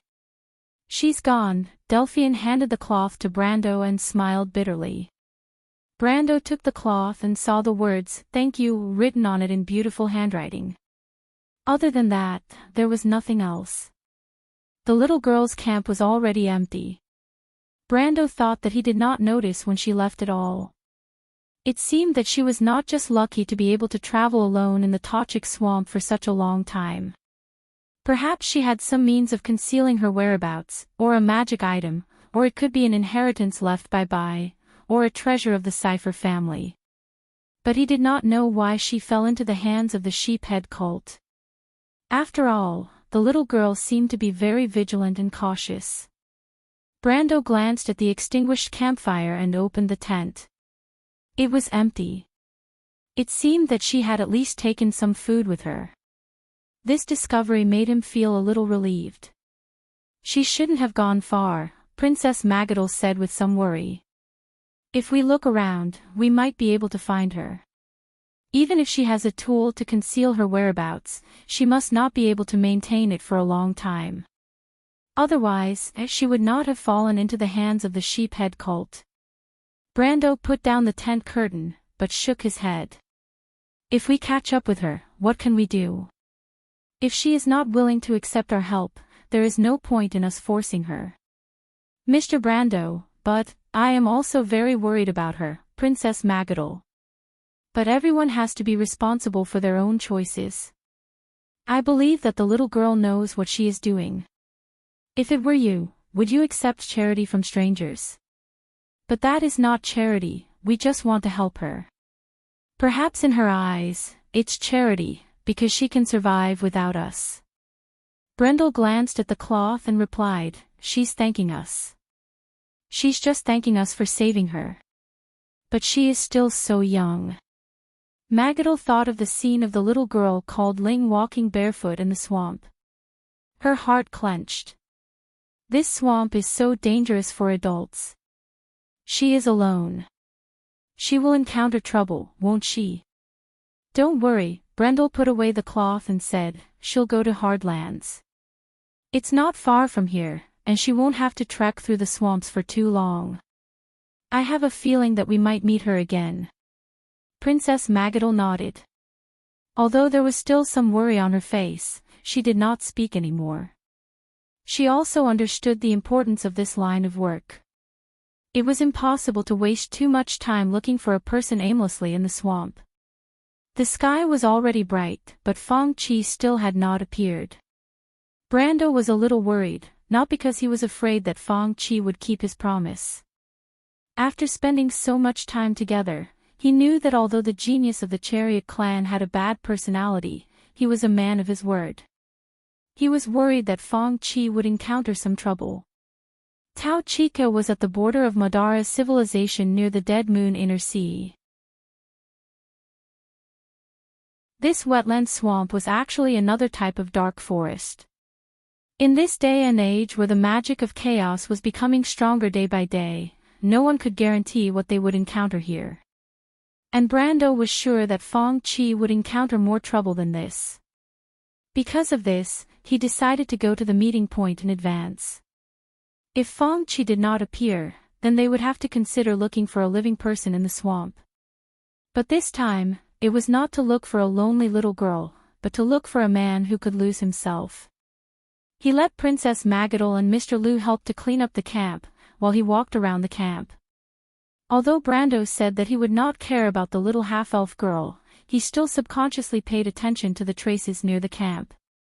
To his surprise, he did not find any footprints or similar traces of leaving within a mile or two of the camp. This made him somewhat amazed at the powerful effect of the item that could conceal one's whereabouts. The tents were quickly taken down. Brando did not let the others deliberately remove the traces of Shuaying. He was not afraid that someone would chase after them from the direction of Maltaha. If they did, it would be nothing more than suicide. He did not mind killing a few more sheephead cult members. Moreover, it was only a little more than a day's journey from Maltaha to Deharlan. With the support of magic, they might be able to travel even faster. Those cultists from Maltaha could only eat the dust behind them. Everyone packed up their bags and changed back into the sheephead cult members' robes that made them feel extremely uncomfortable. They continued to head south. Until their figures disappeared in the mist of the swamp, the space in the half-open tent in the lonely camp suddenly twisted, and a small figure lifted a cloak and revealed herself. She slowly stood up from the tent and quietly looked in the direction that Brando and the others left. Her delicate face was as expressionless as ever. After a while, she lowered her head and pulled up the hood behind her back with both hands, covering her long silver hair and pointed ears. Finally, only her white chin was revealed. She looked back and silently glanced at her camp and the tent, then began to dismantle the tent. First, she used canvas and ropes to tie up the wooden sticks that supported the tent into a bag. Then, she lifted the bag a little. It was a little heavy. But she only hesitated for a moment, then gritted her teeth and carried her backpack on her back. She glanced at the camp one last time, as if looking for something worth taking away. Then, she turned around, and a small figure walked into the depths of the swamp, step by step. Brando and others obviously did not expect that the little girl would still stay in the camp, or even if they guessed it, they would not turn back easily. As he said, the little girl obviously did not want to stay and drag them down. So even if they found her, she would leave again sooner or later. And even if they forced her to stay, it would only hurt her little self-esteem. In fact, after a short conversation last night, he had already understood the thoughts of the little girl named Ling. Although he might not agree, he knew how to respect this little self-esteem because it was one of the few precious things left of the other party. Thinking of the little girl, and then thinking of Haku and Medisha, he saw more of Medisha's shadow in Ling than their cunning mother. He didn't know how Haku gave birth to such a daughter, or was this pride in her bones actually the nature of the Silver Elves? The group of people silently moved forward in the swamp.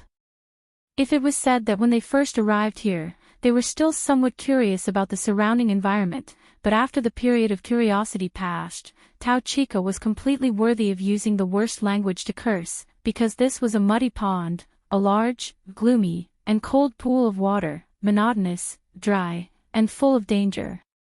The watery grassland was full of undead and skeletons that had fallen into it.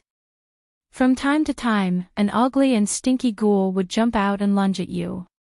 Even if you cut it in half with a sword, the liquid and maggots that crawled in and out of the corpse would make you so disgusted that you would vomit out what was left in your stomach and return it to the earth.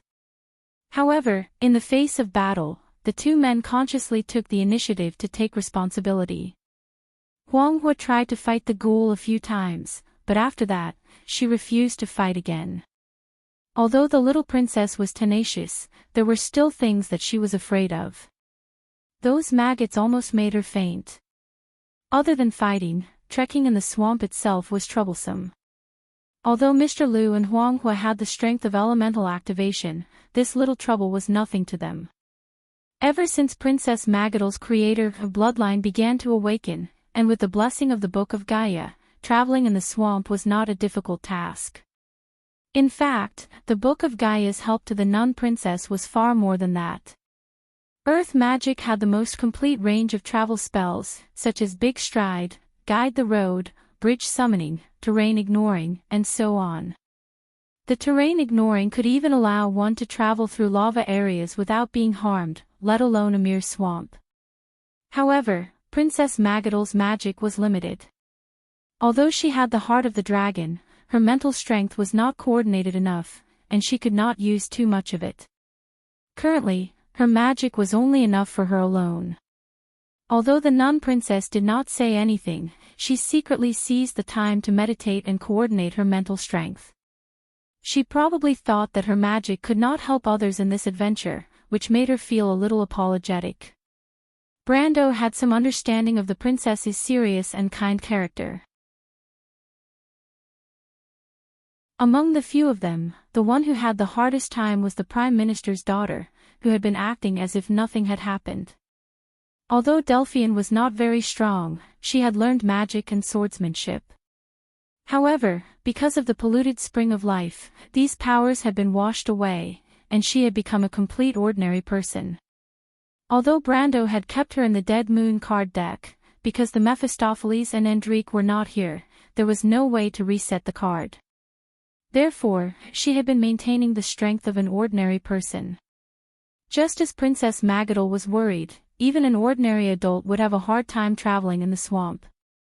This was because there were no so-called roads in the swamp. Everywhere was shallow water and muddy land. Once one walked into the swamp, one would not only sink into the mud, but also be surrounded by aquatic plants. If one accidentally walked into a quagmire, without a companion to save them, they might even lose their lives.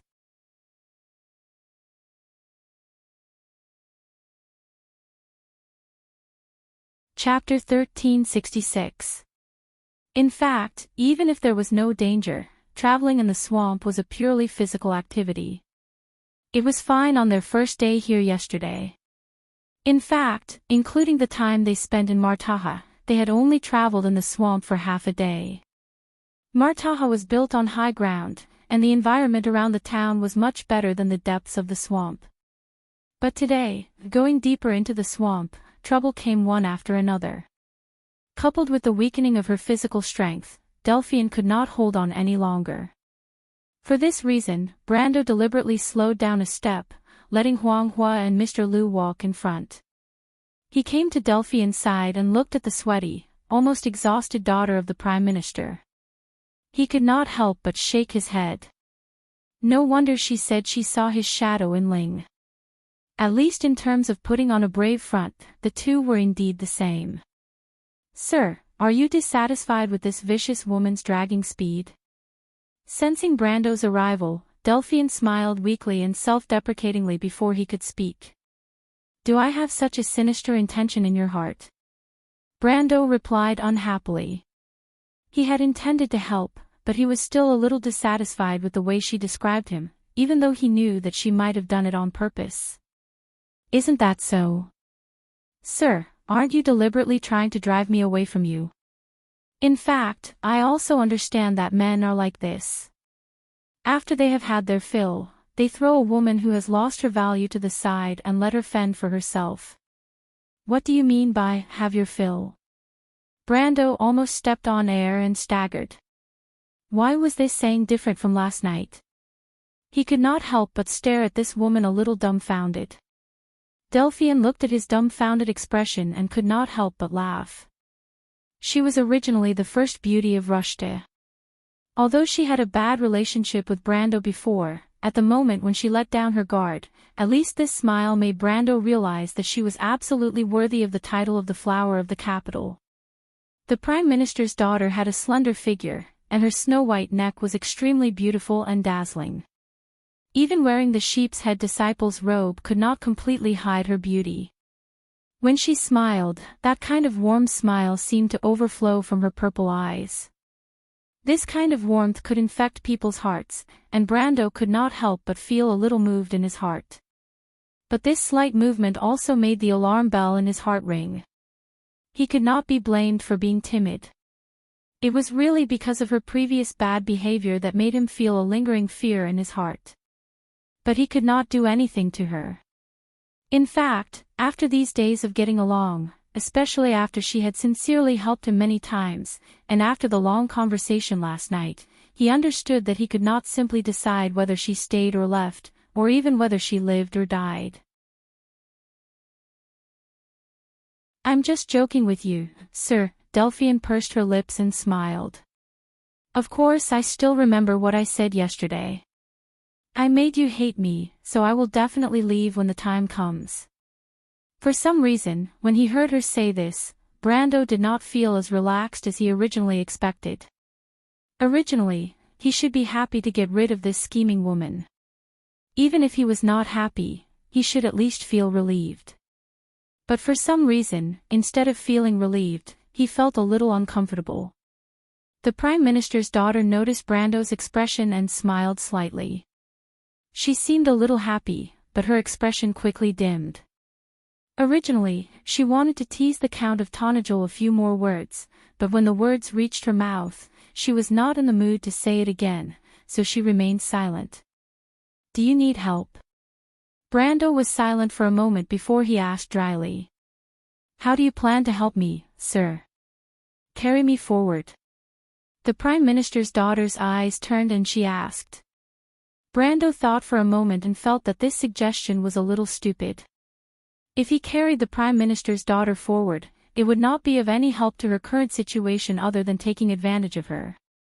At first, he wanted to lift her up and fly, just like what he did to Insursta and Fang Chi, but he suddenly realized that his idea was a little thoughtless. At least, it was too rude for a lady. Being overcautious doesn't seem like something the Count would do. Delphine replied. "Sir, where is the courage you had to challenge the Empire during the Battle of Ampere-Seal?" Brando glanced at her and suddenly approached her. He bowed slightly, put one hand under her knee, and the other hand holding the Prime Minister's daughter's back. Then, he straightened up, and in the Prime Minister's daughter's cry of surprise, carried her horizontally and flew forward. Delphine probably did not expect Brando to do this, and a rare look of surprise appeared on her face. But she curled up in Brando's arms, hesitated for a moment, and did not speak again. She just silently pressed her cheek against the latter's chest. "Count," she whispered. "If one day, I can no longer survive in the Empire, will you take me in?" As a friend, the AB's domain will always open its doors to you. Thank you. Delphian's eyes flashed, but there was some regret. After an hour or two, Brando and the rest finally met up with Fong Chi south of Maltaha. Although this guy did not lose him, as Brando expected, he did not have a good night in the past. The first problem was the mosquitoes in the swamp. This seemingly insignificant problem was, in fact, the biggest problem for travelers in Teakaik Swamp at night.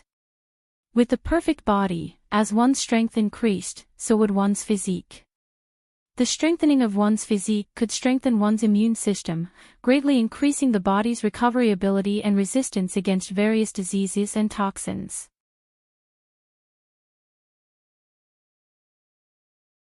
A strong physique would allow one to be completely unafraid of being infected by mosquitoes. In fact, the invading bacteria and foreign proteins would be completely wiped out by the immune system before they could even pass through the first line of defense. Unfortunately, not being infected by diseases was one thing, but the necessary steps would not be missed. The skin would become red and swollen, and although it recovered very quickly with the support of elemental strength, it would still cause discomfort and itching. No matter how strong Fong Chi was in terms of elemental strength, as long as he had not reached the last step of the perfect body, he would inevitably have to face these problems that ordinary people faced. Brando knew that this egomaniac had not made any preparations before entering the swamp, which was why he was so strange when the other party made the request yesterday. They had suffered so much last night even with the help of insect repellent, not to mention this guy had spent the night alone in the wild. He could only imagine how miserable this guy's situation was. In fact, he was not afraid that the other party would escape alone, and that was one of the reasons. When Huang Hua saw Fong Chi's face, hands, and exposed skin in front of them, she could not help but laugh. In Brando's eyes, this guy's outfit was like a terrorist from his previous life. Under the hood, only a pair of eyes could be seen rolling around. He even glared fiercely at Brando, probably realizing that he had been tricked again. "You damned guy," Fong Chi saw him and could not help but say, "Did you deliberately not warn me?" His voice was a little muffled under the hood, and even Princess Magadol could not help but look over, wondering what kind of inhumane treatment this guy had encountered. Only Delphian, who had just broken free from Brando's arms, had not calmed down yet. Her face was a rare shade of red, and she did not have the leisure to notice what was happening here. Brendel snickered in his heart. He was very familiar with Fong Chi's outfit. In his previous life, when he first ventured into the swamp, he didn't look at the guide posted by his senior sister on the BBS. As a result, he forgot to bring some necessities and traveled in the swamp for less than 2 days. At that time, he was dressed exactly like Fong Chi. As a result, he was laughed at by the other members of the exploration team for a long time. Regarding his experience at that time, Bai Jia only had one word: "You deserved it." And now, this was what he wanted to say to this egomaniac. "Remind you of what?" he asked. Fong Chi quickly pulled off the scarf covering his mouth, but suddenly realized that he was no match for him, and could only bitterly say, "Give me the insect repellent." Brando shook his head, but did not make things difficult for this guy. In fact, if Fong Chi had taken the initiative to ask for it a day ago, he would not have hidden it. But since this genius was so arrogant, he did not mind teaching him an unforgettable lesson. After this episode, Fong Chi seemed to have finally realized that he was not omnipotent, or that he had taken advantage of others. After receiving the life-saving gadget from Brando, this genius finally stopped acting alone. As Brando expected, the map given to them by Queen Madara was very detailed. Although the road between Martaha and Hardland was muddy and difficult to walk on, it was not too far in a straight line. In some places, there were even trestles built by merchants in the swamp before the year of the Dragon King. In fact, before the Sheepshead believers occupied this area, Hardland was once inhabited, but that was nearly half a century ago. At present, most of these trestles had been weathered and rotted in the swamp, and only a few remained, serving as road signs for travelers. Following these artificial road signs, the group arrived at Hardland the next morning, but the closer they got to the port in the south of Talkik, the more Sheepshead believers they encountered along the way. It seemed that what the innkeeper in Martaha said was true. This time, the Sheepshead believers held a large-scale live sacrifice ceremony in Hardland, and the Sheepshead believers in several nearby areas were inspired and gathered here. In fact, when they trekked through the night, they met several groups of Sheepshead believers who were also traveling at night. Although the two sides did not have much interaction, from the way the Sheepshead believers dressed, Brando found that some of these Sheepshead believers did not seem to be from the area around the Sea of the Dying Moon. This showed that this live sacrifice had been prepared for a long time, and the news had been spread for a long time. However, this was obviously not good news for Brando and the others because they were not here to participate in this nuisance of a live sacrifice, but for the mystery of the jadeite. They were not looking forward to this live sacrifice ceremony at all, and they might as well destroy it. But the many Sheepshead believers gathered here were a problem. You're tuning in to the LoveLore Library YouTube channel. We're so grateful for your support, and don't forget to subscribe to join us on this incredible journey through captivating stories. Your generosity through donations truly makes a world of difference, as it's the primary source of revenue that allows me to expand and enhance this channel for you. Thank you from the bottom of my heart for being a part of this adventure.